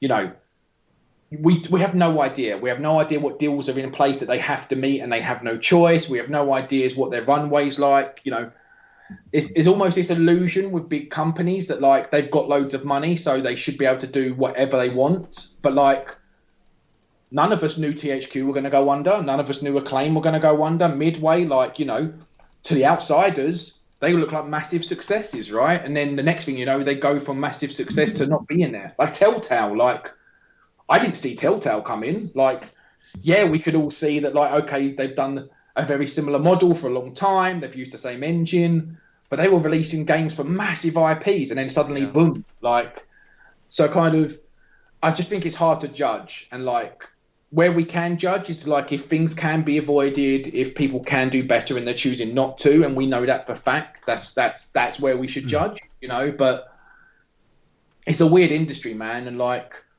you know, there's times I have to force my team to go home, and like, technically, you know, if you just looked at a list of hours, it looks like I'm making them crunch. But mate, you know, often it would be me saying, especially Yonjay, one of our artists, I'd be like, Yonjay, like, go home, like, it's 10 o'clock at night. I'm here because I'm the boss. You don't need to be here. And like, she's so driven, and she so wants everything to be perfect that, she's almost putting herself into a crunch at that position. But it's still my responsibility as her boss to kind of get her out of that. So yeah, it's weird, man. I'm not supporting crunch for a second. Being very, very clear, like I'm not supporting crunch. I just think it's so hard to know what goes on behind closed doors, and like sometimes it's like if people are having to work extra hours, but it's actually in the long run saving 150 jobs. Like, I'm not saying it's a necessary evil, but like it sometimes comes down to 3 or 4 people have to make that decision, and like maybe I think sometimes people have to deliberately have to choose to be the bad guy for the greater good of the people working for them. Sure. Yeah. And yeah. You know, and the end quality though shows, in my opinion, what that, you know, what that extra time the people that your team wanted to put in. I mean, there's some, you know, I'm in IT, so you know, I'm well aware of 10, 12 hour days, and I've had my boss tell me, stop, get away from your computer, stop. But you look at this game, and you can just see, and we didn't even talk about the soundtrack, which, by the way, it's a soundtrack I'd love to rip. I wish it was on CD where I could rip it to my machine. You know, the quality of the game, the overall, what the finished product shows that labor of love. And so, you know, at the very least, it is something that they could be proud of, you know, and you could be proud of. Oh, I'm beyond proud of it, and I'm so proud of the team. Like, out of everything I'm proud of, it's the team, and they gave everything, and I took from them more than I want to take in the future. Like, you know, I don't want them to go. The last 6 months on this project was really hard for us, and it wasn't because of Rare or Microsoft. It was really because of decisions I made. And that's something I'm working on me moving forward. You know, like in 2019, we won Best Small Studio at Places to Work in the industry, right? Like, and 2020 came around and they emailed me and they said, you know, okay, you guys going to enter? And I said, no, I'm not entering it this year because I don't feel we were one of the best places to work because my staff had to work more hours than I wanted them to. Like, I don't want to end up that my staff give us a nice review and we get to pick up a trophy that I feel is, you know, we don't deserve. Like, 2019's Best Places to Work trophy is one of the best things in my career, in my opinion, because my staff were part of that process and basically said, this is the best small studio to work for. And I felt bad. Work with them. And then, you know, you learn from you're learning from how everything worked out with Battletoads, right?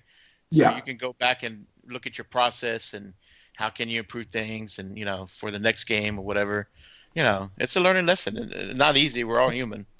Oh, definitely. I mean, we went from, you know, there was 11 of us full time in May 2018, and then not only is there 23 of us full time, but at its biggest, at one point in the project for Battletoads, there was about 67 people, including our contractors. Like, it was a big beast, and we learned a lot. You know, we learned a lot of lessons through that, and you know, we had a lot of people. It's their first game. So India, who's one of our 2D, who is like one of our 2D animators in house, she did all of Pimple's animation. She'd never made a game before. So This is India's first game, and like all of Pimple's in-game animation was India, as well as a lot of other stuff. But yeah, it's hard, right? It's like you said, like for your job, you feel that passion for the project, and so you put in those hours. And to you, it probably doesn't feel like crunch, right? It probably is more like overtime. And that's how it feels for me. Like, I'll happily get up at 2:00 in the morning to talk to wonderful people, and I don't feel like I'm, you know, this isn't crunch for me. This is fun. This is part of my job. I love putting in these hours. Right. But it's about that awareness, right? It's about everyone is different, and, you know, we have policies in place to try and alleviate that. So like we do unlimited holiday. So like if people need holiday, they can take it. They don't have to worry about, you know, oh, I've only got 5 days left. I don't like that. But yeah, still for the next project, like, I feel that I made the team work too many hours at the end of this project, and I'm not going to have that happen again. So, you know, part of that means I step back slightly, and I do my role as the game director and creative director, and I let everyone else do the role that they are there to do, that I trust them to do. And I think that will solve a lot of problems, because as nice as my team are to me, I bet they're all going to be relieved that I'm not getting my hands in their business every single day. So, and we are back, by the way. So, not that we said anything that was, bad, No. but thankfully YouTube does not make us do a new stream. So, I should have rebooted my machine before we started. That's basically what, So, so I want to thank you, because your assistant, very nice, by the way, and very helpful in getting you set up, had you listed from 9 to 10. So I thought we'd have you for an hour, and here we are 2 hours later, and you are still awake. So. It's not a problem at all. Like, the good thing is, when you've got me at this time of the morning, there's no risk of clashing with any other meetings. So, True. I mean, as long as this one didn't overrun until 9 a.m. my time, which is another 5 hours, then really I'm fine. There's no risk of me clashing. Oh no, they stopped me. They stopped me from that. That we don't do those anymore. Trust me. So last time we had one that long, funny enough, Tommy Tallarico was on. He loves to talk. So yeah. So no, we wouldn't do that. But John and I have a couple of little segments we do. It is totally up to you if you want to hang out for a little bit. I know that it's now what 3 a.m. over there. It's quarter past 4. Quarter past 4. All right. So if you wish to go get some sleep, we would not be offended in any way, shape, or form. You have booked my time. It is yours to use. If there's more stuff you'd like me to stay for, I am happy to stay. It's not a problem. Well, you're a Nintendo guy, right?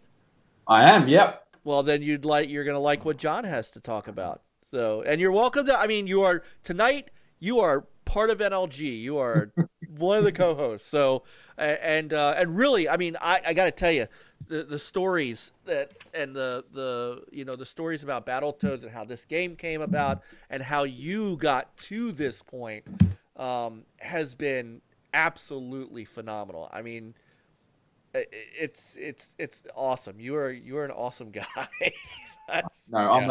Well, thank you very much. I'm a lucky guy with an awesome team. Is the way I see it. So I've had amazing people around me and amazing people supporting me. Not everyone at the age of 28 gets to, start a game company from their parents' garage and not have to worry about rent. So, it all starts off with my parents' support very, very early. So yeah, I've been awesome. Very lucky. Awesome. And UK Dazarus, who's one of our great friends and is still on the mend. He's doing his one-armed streams, and we're waiting for him to get fully healthy before HTK and I wipe out him and Indie Gamer on Hot Shot Racing. So, right. But you don't want any excuses. Yeah, that's exactly. So he said, us UK boys are hard as fuck. We don't need sleep. LOL. So. No, UK Daz, you're 100% right while the camera's on. The second the camera is on. Hopefully you don't have any meetings tomorrow and you can sleep in. I mean, I wouldn't count on it. So. All right, well, again, you are welcome to stay as long as you want. We're just going to do a couple quick things ourselves, and then we're not going to be on much longer ourselves, so... but we like to do some fun things here, and we chose to do them later because we really wanted to respect your time. So, Thank you. Yeah. So, but you get to see a little bit of the fun that we have, real quick, and we'll start. Johnny, Spicy John. Yes, sir. What's our product of the week? Oh shoot, I forgot about that. I did. Oh geez, the product of the put them in a body bag, Johnny. It's the Karate Kid action figures. They're gonna fight! They're gonna fight! I thought Daniel wouldn't fight! He's got no choice! Justin, you must fight to the finish. Remember, Daniel, son, true strength comes from heart. He's gonna do it! Discover the secrets of karate with Karate Kid Tri-Action figures. Concentrate, Daniel, son. They chop, twist, and kick. Karate Kid Tri-Action figures are each sold separately. And for more action, look for the Karate Kid Competition Center. You haven't. I never had those. No, me neither. Yeah. Man. So, all right. So, John, since you're already raring to go, and I saw you flipping your papers around, we're going to start with you. So you have a Nintendo Switch game to talk about, and part of a Nintendo Switch game to talk about. Yes, I do. And let me grab the footage. I will proudly say that the footage everybody is about to see came from my 11-year-old. Yes. So, Seth. Yes. All right. You ready? I'm ready, sir. All right. Well, this week, everybody, I wanted to actually do this in like a 3-part segment. I wanted to review the Super Mario 3D All-Stars for the Nintendo Switch. This game's amazing. It includes 3 games, Super Mario 64, Mario Sunshine, and Mario Galaxy. And you can jump, slide, and soar your way through these terrific games. And actually, Mario 64 was the game that I want to talk about, but I want to talk about this package first. Not only do you get all 3 games, it includes all 3 soundtracks from the game, so you can take those with you wherever you go with your Switch, and you can listen to those soundtracks. All of the games are in higher resolutions. I can't remember the native resolution on the Nintendo 64, but it wasn't very high, maybe 200-300. So all these have been rezzed up. Mario 64 is 720p docked or in handheld, and the game looks phenomenal. I mean, I've got the original Nintendo 64, and even on my CRT, it does not look as good as it does on the Switch. And it brought back so many memories to see this game and to be so beautiful and some higher res graphics. Where it really gets interesting, Mario Sunshine, it's actually in 1080p docked at 30 frames per second. And the best one out of the trio, though, is Super Mario Galaxy, which is 1080p, and it's 60 frames per second. But it's just an outstanding package to get all 3 of those games and the soundtracks. It's amazing. I do know that Nintendo is also planning on releasing a deluxe version of 2013 Super Mario 3D World and Bowser's Fury. Now, there was an article that Forbes put out, and I heard a lot of people, they were kind of complaining about this package. And they said, well, you know, it's cool to have all these Nintendo games, but Nintendo just didn't do enough. You know, the games are cool, and I highly disagree with that. These games, when Mario 64 especially came out, I mean, you know, this game looks great, and they did a great job of not changing everything with up-resing the games and bringing them to the Switch, but still keeping that traditional feeling. They didn't change the controls. They didn't try to remake the game or remaster it. So it's kind of like playing the original thing, and I just absolutely love it. And of course, we'll get to talk about Mario 64 now, but the whole premise behind the game is always Princess Peach her name was actually Princess Toadstool in the beginning, but Princess Peach invites Mario to the castle for cake. But when Mario shows up, the princess has been kidnapped. Imagine that. And Bowser's taken her and hidden her somewhere in the castle. So just like pretty much every other Mario game, the storyline's almost the same but man, it's just amazing. There's all 15 levels that are in the original game or in this game. There's 6 stars to collect on each level, and if you get all 100 coins on a level, you get the additional 7th. You get the 7th star. And there's also secret stars hidden throughout the whole world and around the castle and the moat and everything. And there's another 15 additional hidden stars. Also on each level, there's 8 red coins that you have to find. And these are done by doing various challenges. It may be racing a penguin down a slide. You may have to get a penguin baby and return it to its mother. You might have to fight King Bomb on top of the tower. So there's all kinds of tasks you do. And if you complete these, you get these red coins. I would go on and list the names of the levels, but if any of you guys have played this before, they're all there. And also, if you collect all 120 stars, you get to see Yoshi in the game as well. And if you haven't played this before in this Mario game, there's a red cap, a blue cap, and a green cap that Mario can acquire. And these are on hidden levels, and these allow Mario to do different things. If he finds the red cap, Mario can fly throughout the world and reach places he couldn't get to before. If he gets the blue cap, that grants him invisibility, so he can go through secret walls and find hidden stars, hidden levels. And if he's got the green cap, which is called the metal cap, he can go to the bottom of the ocean or the lake right there, and he can actually walk on the bottom of the water, and it helps him to acquire different coins and stars in the game. Mario actually faces Bowser 3 times in this game. Each time that he faces Bowser and wins, he's granted a key, and that key allows him to unlock other levels in the castle.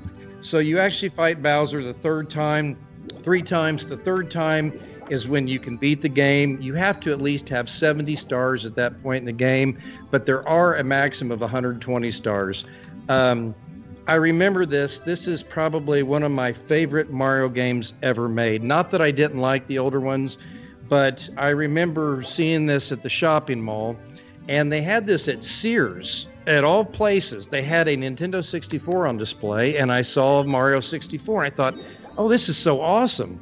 And at the time, the graphics were kind of mind-blowing. I mean, here's Mario, he's in 3D, and this looks amazing. And, this just really brought me back to my childhood. And, of course, you guys all know me on the show.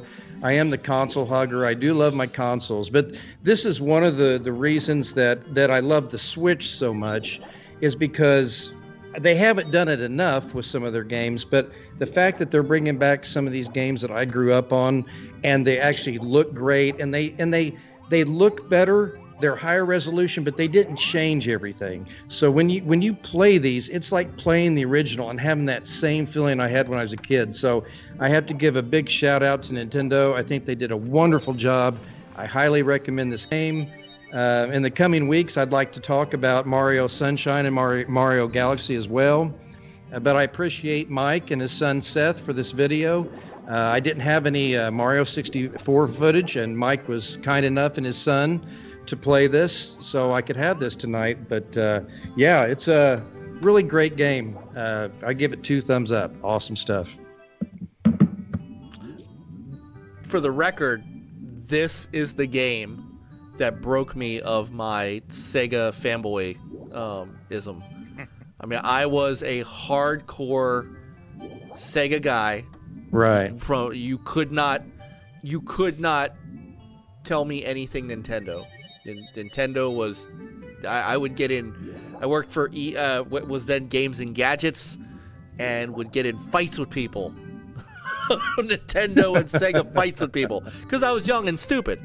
And when I remember this, and I don't remember why I got the Nintendo 64, but I played this, and I realized what I missed out on, and how much I missed out on, and I was a big Nintendo 64 fan. So, and it's had a kicking soundtrack, by the way. It's probably one of my favorites, Mike. The soundtrack to this is great. My wife, she was actually playing it earlier because I've got one Nintendo Switch, but I bought 2 of the docking stations. So I keep one downstairs and one upstairs in my game room. So if she wants to play, she can just take the Switch downstairs, dock it, play on the television downstairs. And she was playing at the title screen where you can stretch Mario's face and his nose and his hat and make it spin around.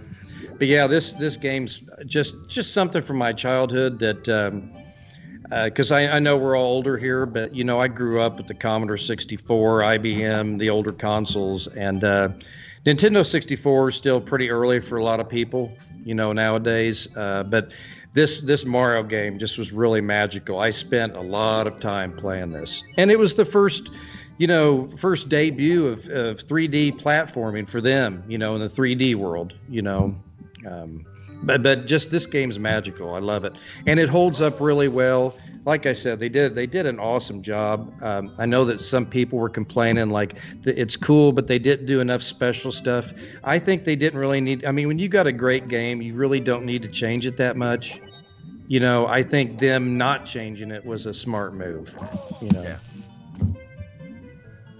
Yeah, I liked it for the same reason, John.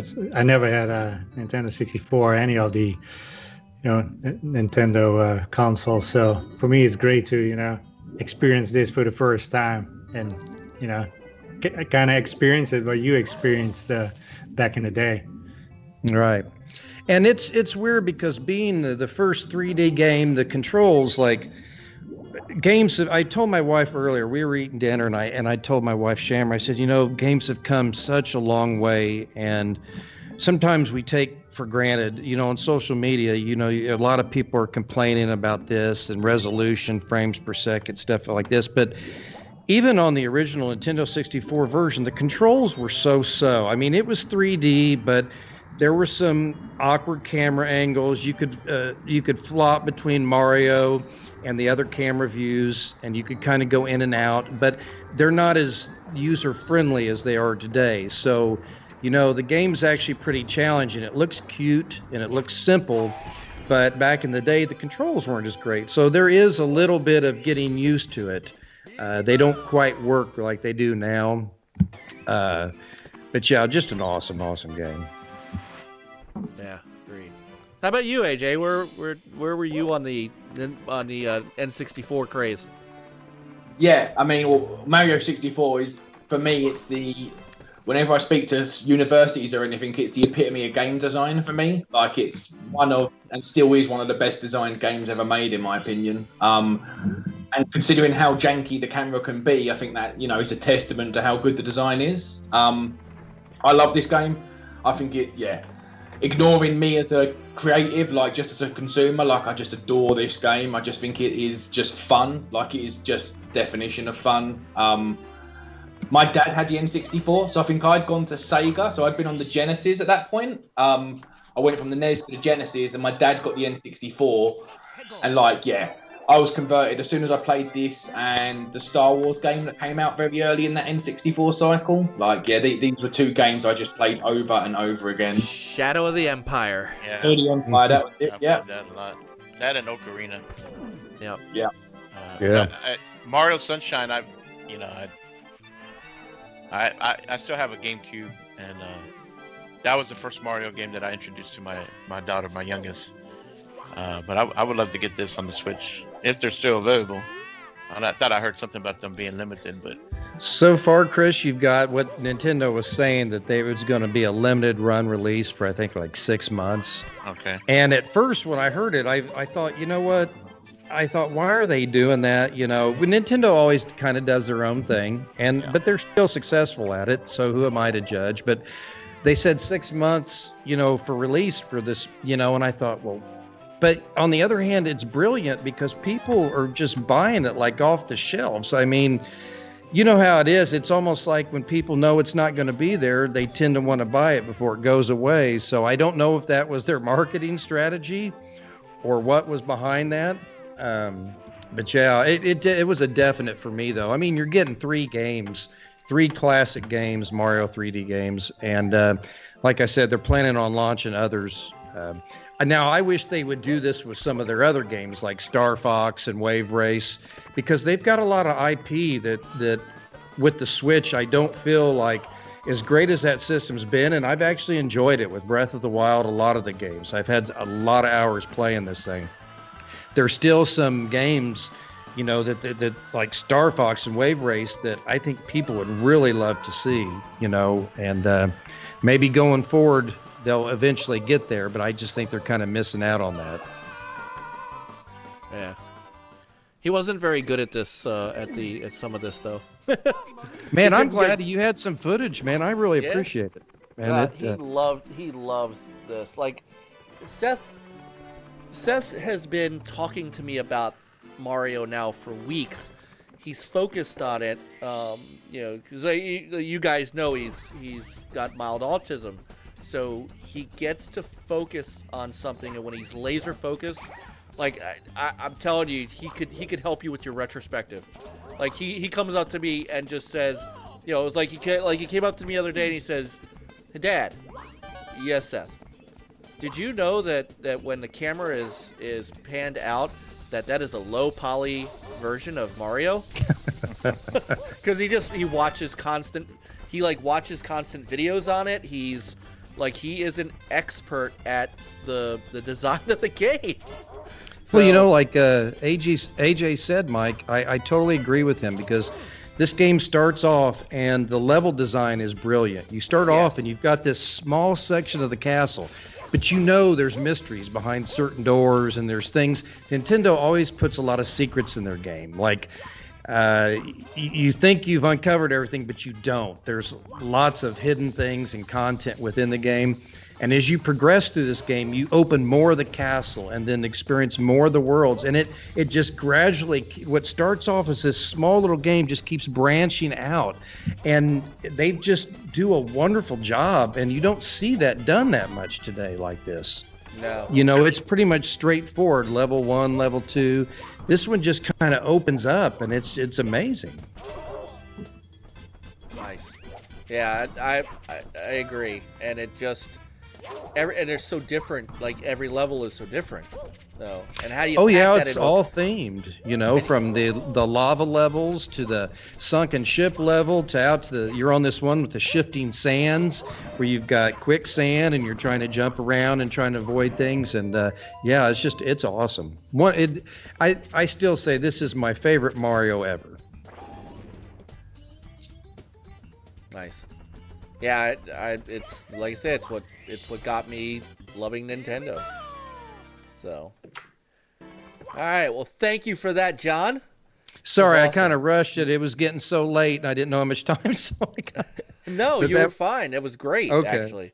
All right. So, I'm gonna kick into mine real quick, and then that'll be the last thing of the night, unless Peter or Chris have anything. But mine's a little more. You're gonna get a little more Nintendo out of this. So I've done a couple of other retro segments on racing games, like we did Rally Racing, for example. And I wanted to do something on the world of futuristic racers. And so I started digging through my stuff, and came up with a number of games that, both good and bad, games that you know and don't, that were futuristic racing games. And so I'm going to show you a few of them now. So we're going to start with, of course, one of the classics. That should be of no surprise to anybody. F-Zero for the Super Nintendo. Now, I got late into F-Zero, because, of course, I wasn't a Nintendo guy for a long time. And there really wasn't anything like this on the Genesis at all. So it was, you know, the hardware, as we all know, had built-in sprite scaling, built-in sprite rotation in what they called Mode 7.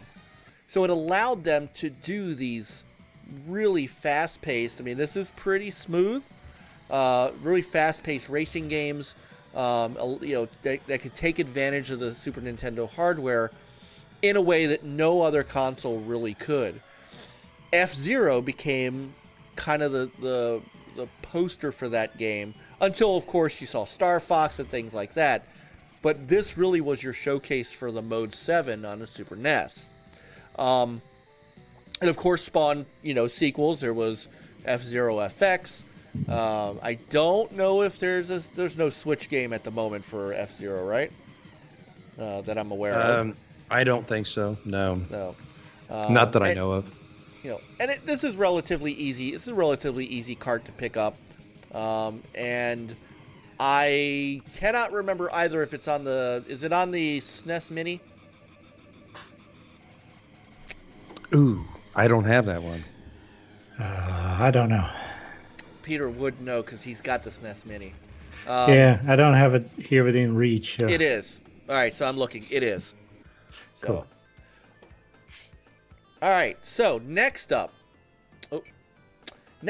is a Genesis game that was not so great. So we had the Outrun craze. Outrun was probably one of Sega's most influential and popular racing games up until Daytona. For whatever reason, Sega decided they wanted to capitalize on the game, create a sequel, and make it a little more futuristic. So here is Outrun 2019. As you can see, there's multiple height levels. There are some different aspects to this game, but it's supposed to be... So all of our cars last year were supposed to all look like this now. So, and we were supposed to be on futuristic roads like this. Right. This is how we were supposed to drive now, over spanning waters. And because the Genesis did a lot of things great, but they had no Mode 7. So what they had to do was come up with ingenious ways of trying to make the game 3D, but really couldn't replicate the power of the SNES. So let's get back to the Nintendo 64. One of my favorite futuristic racers, Extreme G. Now, Extreme G took games like F-Zero and such and jacked them into actual 3 dimensions. Gave you weapons and gave you these crazy tracks with loops and curves and things like this. Now, this was pre-Wipeout, which we're going to get to in a minute. But if you notice, this game is ultra smooth. The Nintendo 64, as you guys know, the whole power behind it was 3D graphics. So we saw it with Mario. This ran at a very near locked 60 frames per second. And the reason it did was the same reason that you had games like, if you ever notice games like Shadow of the Empire, AJ, and things like that, off in the distance is a fog. Yeah. If you notice, there is nothing popping in, but there certainly is a lot of fog. And that's how they got around. That's how they got around getting, getting games like this to run this smooth, without a lot of draw in, and still maintain. I mean, texture-wise, for the time, this was a fantastic-looking game. It was also a fantastic playing game, and it was very fast, as you can see, and the level design was pretty killer. Here and I fell off the track, and but there you go. So this leads us up to the Sega Saturn, which is one of my favorite consoles of all time. When I was growing up and playing on the Saturn, this was one of the first of the futuristic racing games I ever played. It's called Cyber Speedway. The hook for me on Cyber Speedway was that it had a story mode behind it. You were a racer, depending on what you had a list of characters, and each character had their own car, and depending on what character you had, you were in a racing league, and you had to go up against other racers and nemesis and things like that. And there was dialogue, and there was a purpose. Well, back then, this was a great game. As you can see, didn't hold up so well. There's a lot of draw-in. It is clunky, and it is slow, and it is... these days, it is harder to control than I remember. However, its redeeming feature is it had a soundtrack by a band called the Bygone Dogs, and that soundtrack is ultra catchy. And Sega CD games and Sega Saturn games and PlayStation games, you could rip. You could put them in your PC and you could rip their soundtracks. So that's about all I've done with Cyber Speedway. But back in the day, when 16-bit consoles and 32-bit consoles like the Saturn were really all that you had, and we didn't have the Dreamcast and to the PS2 and the PS3 and the Xbox and all that, this was kind of good. One of the things that the Saturn did not have going for it was it wasn't really built for 3D. It was built for 2D. Everybody knows the complex architecture. So then the PlayStation comes out, and welcome to Wipeout. Now, little known fact that we've covered this before when I did my Saturn retrospective. Psygnosis, before getting bought by Sony, did put a version of Wipeout on the Saturn. So it just so happens I have both. Mm-hmm. But you can tell very easily which is the better game. Right. If you look at the PlayStation game, it is smoother. It is the quality of the textures is much more refined. It's actually running at a slightly higher resolution. Now, that said, the Saturn version wasn't necessarily a slouch. What I did find is that the Saturn version was less forgiving with the controls. Believe it or not, as smooth as the PlayStation version was, I found it easier to control the Saturn version. And on the PlayStation, if you just merely touch the wall, you slow down to I'm glad it did it. You slow down to an absolute nothing.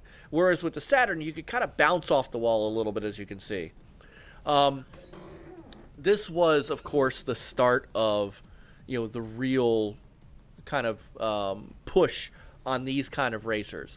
And as you know, the PS4 has an absolute dynamite version of this called the Wipeout Omega Collection, which has all 3 Wipeout games remastered. And in fact, remastered in 4K if you have a PS Pro. And for those of us PS VR guys, a complete VR mode, which will make you sick to your stomach, but man, does it a run.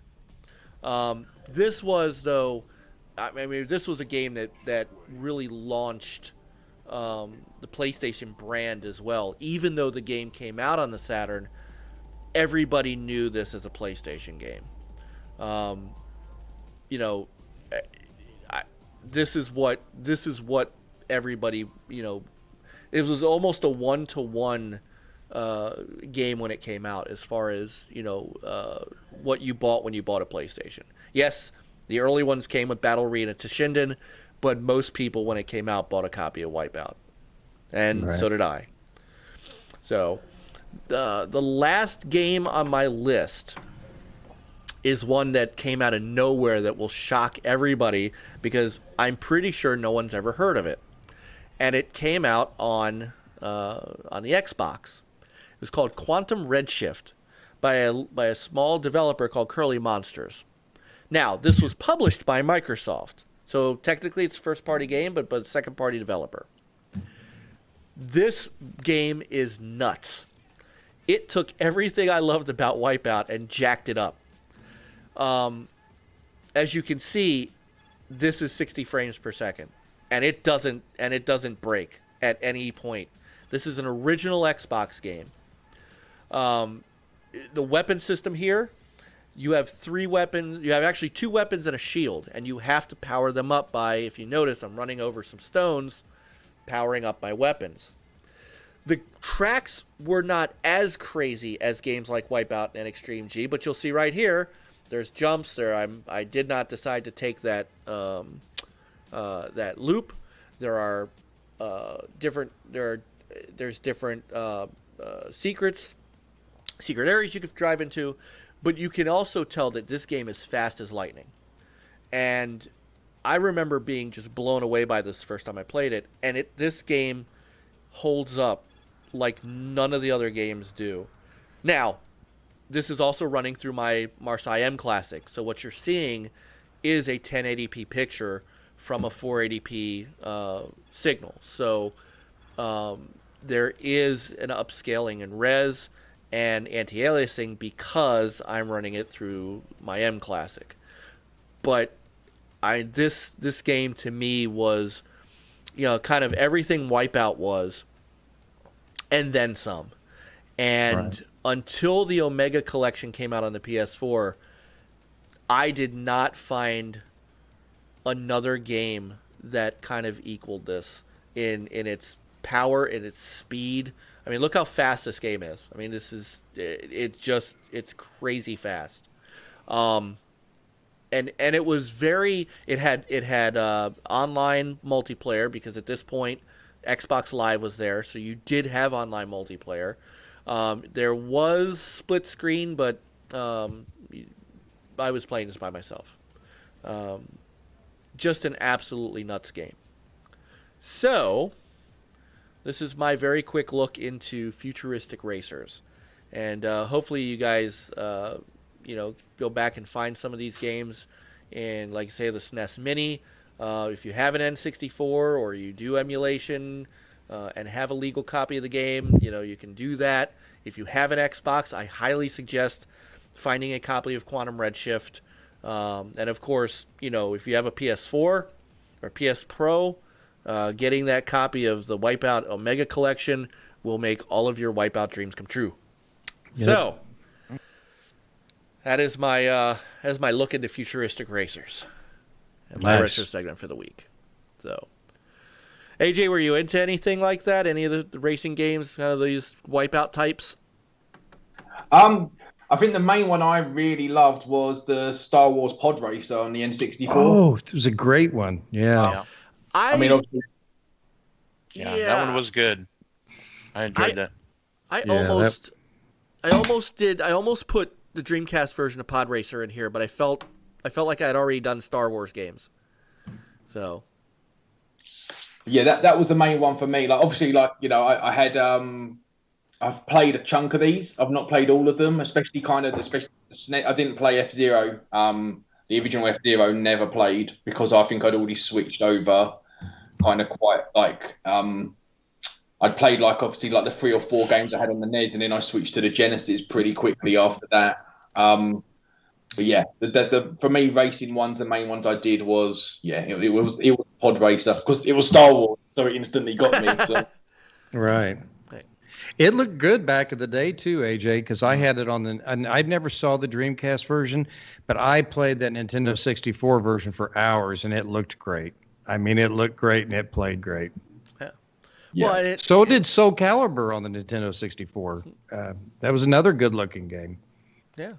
Well, like I said, going back to Extreme G here, I mean, you really, this was something that, at the time, who else was doing this? I mean, even the Jaguar that was boasting 64-bit graphics couldn't put a game together that was this smooth. The Dreamcast could, but by that time the N64 had made way to the GameCube. The cartridge, Mike, also helped Nintendo because even though that the Nintendo 64 games were at lower resolution, the fact that those games were on a cartridge, they loaded up fast. Yep. So that was kind of the only thing with the cartridges. It was just the manufacturing cost, I think, to make the cartridges. But actually, the cartridge worked out real well for them, and they're using them today with the Switch. Yep. And there was nothing like this at the time. What else would on any other platform? I mean, this was what was going up against Cyber Speedway. You put those two games out again.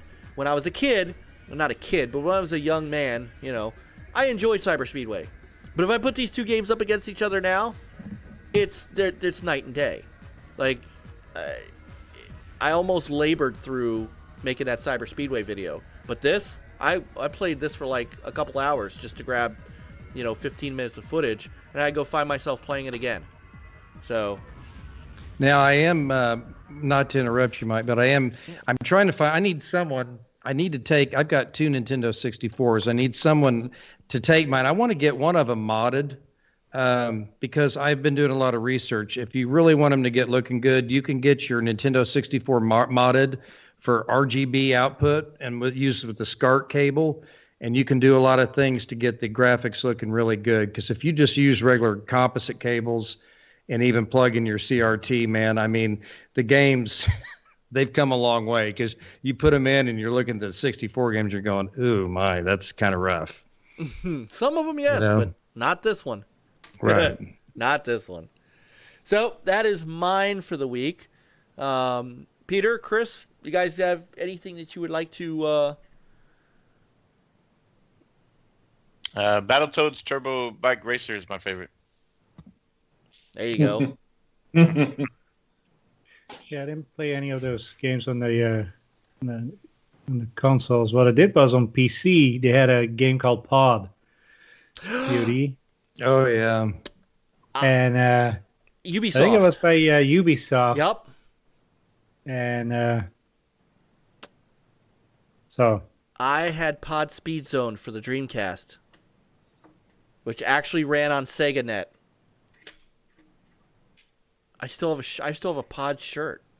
I'll have to pull it out and show it to you. Yeah. Cool. I think I still have this game somewhere. Pod was so good. Pod was great. I'm sorry, I forgot about Pod. Damn. Well, I'll have to do another one soon. All right. So we are for us, it's nearly midnight. For AJ, it is nearly 5 a.m. I can't do this to him anymore. So, God, man, I can't, seriously, I cannot, on behalf of all of us, I can't thank you enough for not just coming and hanging out with us and talking about Battletoads, talking about Dlala, and talking about your gaming life, but hanging out with us afterwards. I mean, that's huge. And you know, I know Daz is still up. He's hanging with you too. But seriously, that means a lot to us. And as we say with everyone that comes on, you have an open invite anytime you want to come on, talk games, to hang out. You know, you have a place to go. Just hit any of us up and say, hey, you know, and you can bring Craig with you. Maybe. But you're welcome. You're welcome to hang out with us anytime you want. And we're looking forward to what's in the future for Dlala, whether or not it is, you know, Battletoads 2 or if you're picking. Are you picking back? So are you picking back up on the? Nothing to fear. No, at the moment, no. So we are just about to start something new, kind of a full team project. I can't say what yet, of course, and God knows when I'll be able to say, but we are about to. We are kind of in tomorrow, or today, I should say. Today is day 5 of the next thing we're doing. So yeah, it's exciting times for us here again. That's fantastic. So when you do announce, we'll make sure we talk about it. If you when you guys put out a trailer for it, we'll show it. You know, you guys have proven yourselves to us. That's for sure. Brilliant. I've just so you know, I've just dropped some Xbox and Steam PC codes, so you can give those away to people. As a gift for you to give to your kind of lovely listeners. Obviously, you can use them yourselves, but it sounds like you've already played it and you're all going game card anyway. Yes. Thank you so much. All right, so that is we appreciate it. Thank you.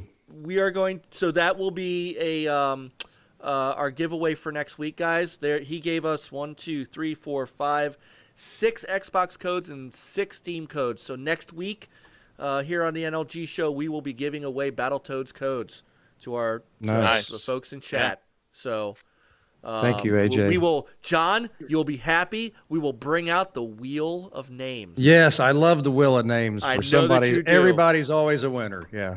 So we'll have plenty of chances. So. Oh, but AJ, is there anywhere where we can buy Dlala merchandise? Do you guys have T-shirts? Ooh, T-shirts. Do you have Battletoads?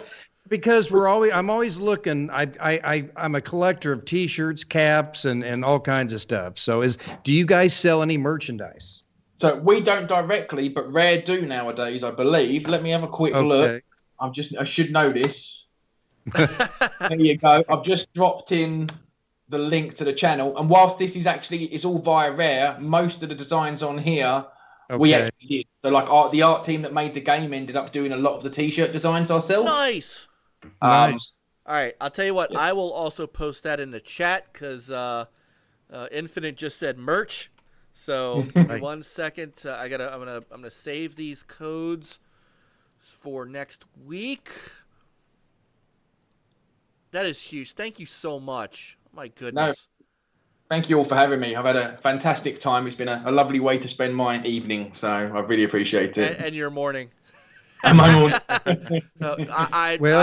enjoyed listening to you, AJ. I didn't say much, but you had so much stuff to talk about that it was just great listening to you. You know, so it was a pure joy to have you on here, man. You're an awesome guy, and the work you've done, the Battletoads game, excellent. And we wish you nothing but the best in all your future endeavors. Oh, thank you very much. That's really lovely. And you know, you've got a direct line to me now, and if you need anything, just let me know. And if there's any other team members you want to bring on, please do. Like, if you want me to are you kidding? I can give you Dave's details as well, who did all the soundtrack. Because I'm sure Dave would love to come on. Yeah, he's awesome. Oh my goodness, yes, definitely. I mean, you could get Dave on at the same time as Tommy Tellerico, and you could have a 10-hour show right there. So it's funny. So it is Get Mike funny you excited. mention that. Well, it's funny you mention that because him and I are going to be doing a music show, just him and I, like on a Saturday afternoon or something like that, and we'll make it early enough if Dave wants. Shoot, I'll be in heaven. It'd be that, and if somehow Spencer Nilsson showed up, then I would just die. That would be it. I could check off the rest of my boxes and be dead. No, seriously, the soundtrack in Battletoads is a hummer, man. I just love. I sometimes I turn the. I'm not gonna lie. I turn the game on just to listen to the soundtrack sometimes. So some of that stuff is fantastic. Yeah, Dave absolutely smashed it. I love the soundtrack. Yes. It went on all the streaming platforms this week, so it's now available to stream on all the major platforms. So Like please do Spotify. Yeah, Spotify, YouTube Music, Apple Music, all of those. So please do check it out if you get a chance because it's fantastic. Hey Google. Because I have that through Google, and it's funny. I listen to game soundtracks while I'm upstairs cooking dinner sometimes. That is good to know. So, all right, Peter, did you have anything to bring up before we? Hey Google, stop. What was that? That was my Google Mini. Oh. I'm sorry, Peter. I interrupted. Did you have anything to add? No, I really enjoy the stories. It's like, man, I can listen to that like I know for many more hours. It's fantastic, and thank you for being on and telling all the good stuff and Thank you. passion and awesome.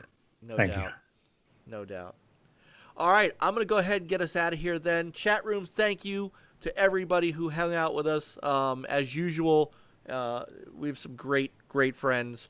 And our friends over who were also 5 hours ahead, Dazzy and Indie Gamer. I think Prophet, so I didn't realize this, but Prophet I think he's in Australia. He said, yeah, so it was already next day for him. So we want to thank you guys so much for hanging out. And again, AJ, thank you so much. This was awesome. It was just awesome. Thank you, guys. Really appreciate it. Yeah. So we will be back next Thursday night at 9 p.m. for another wonderful NLG show. We still have a bunch of stuff to talk about, including John's got Tokyo Game Show news, and for somebody who doesn't like streaming, he's going to tell us all about Orion. How ironic is that?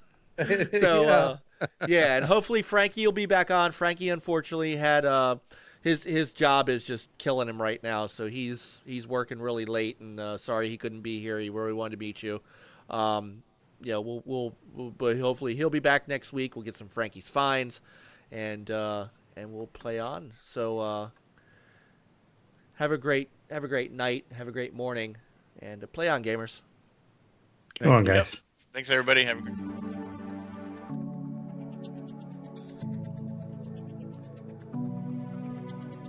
All right, get this out.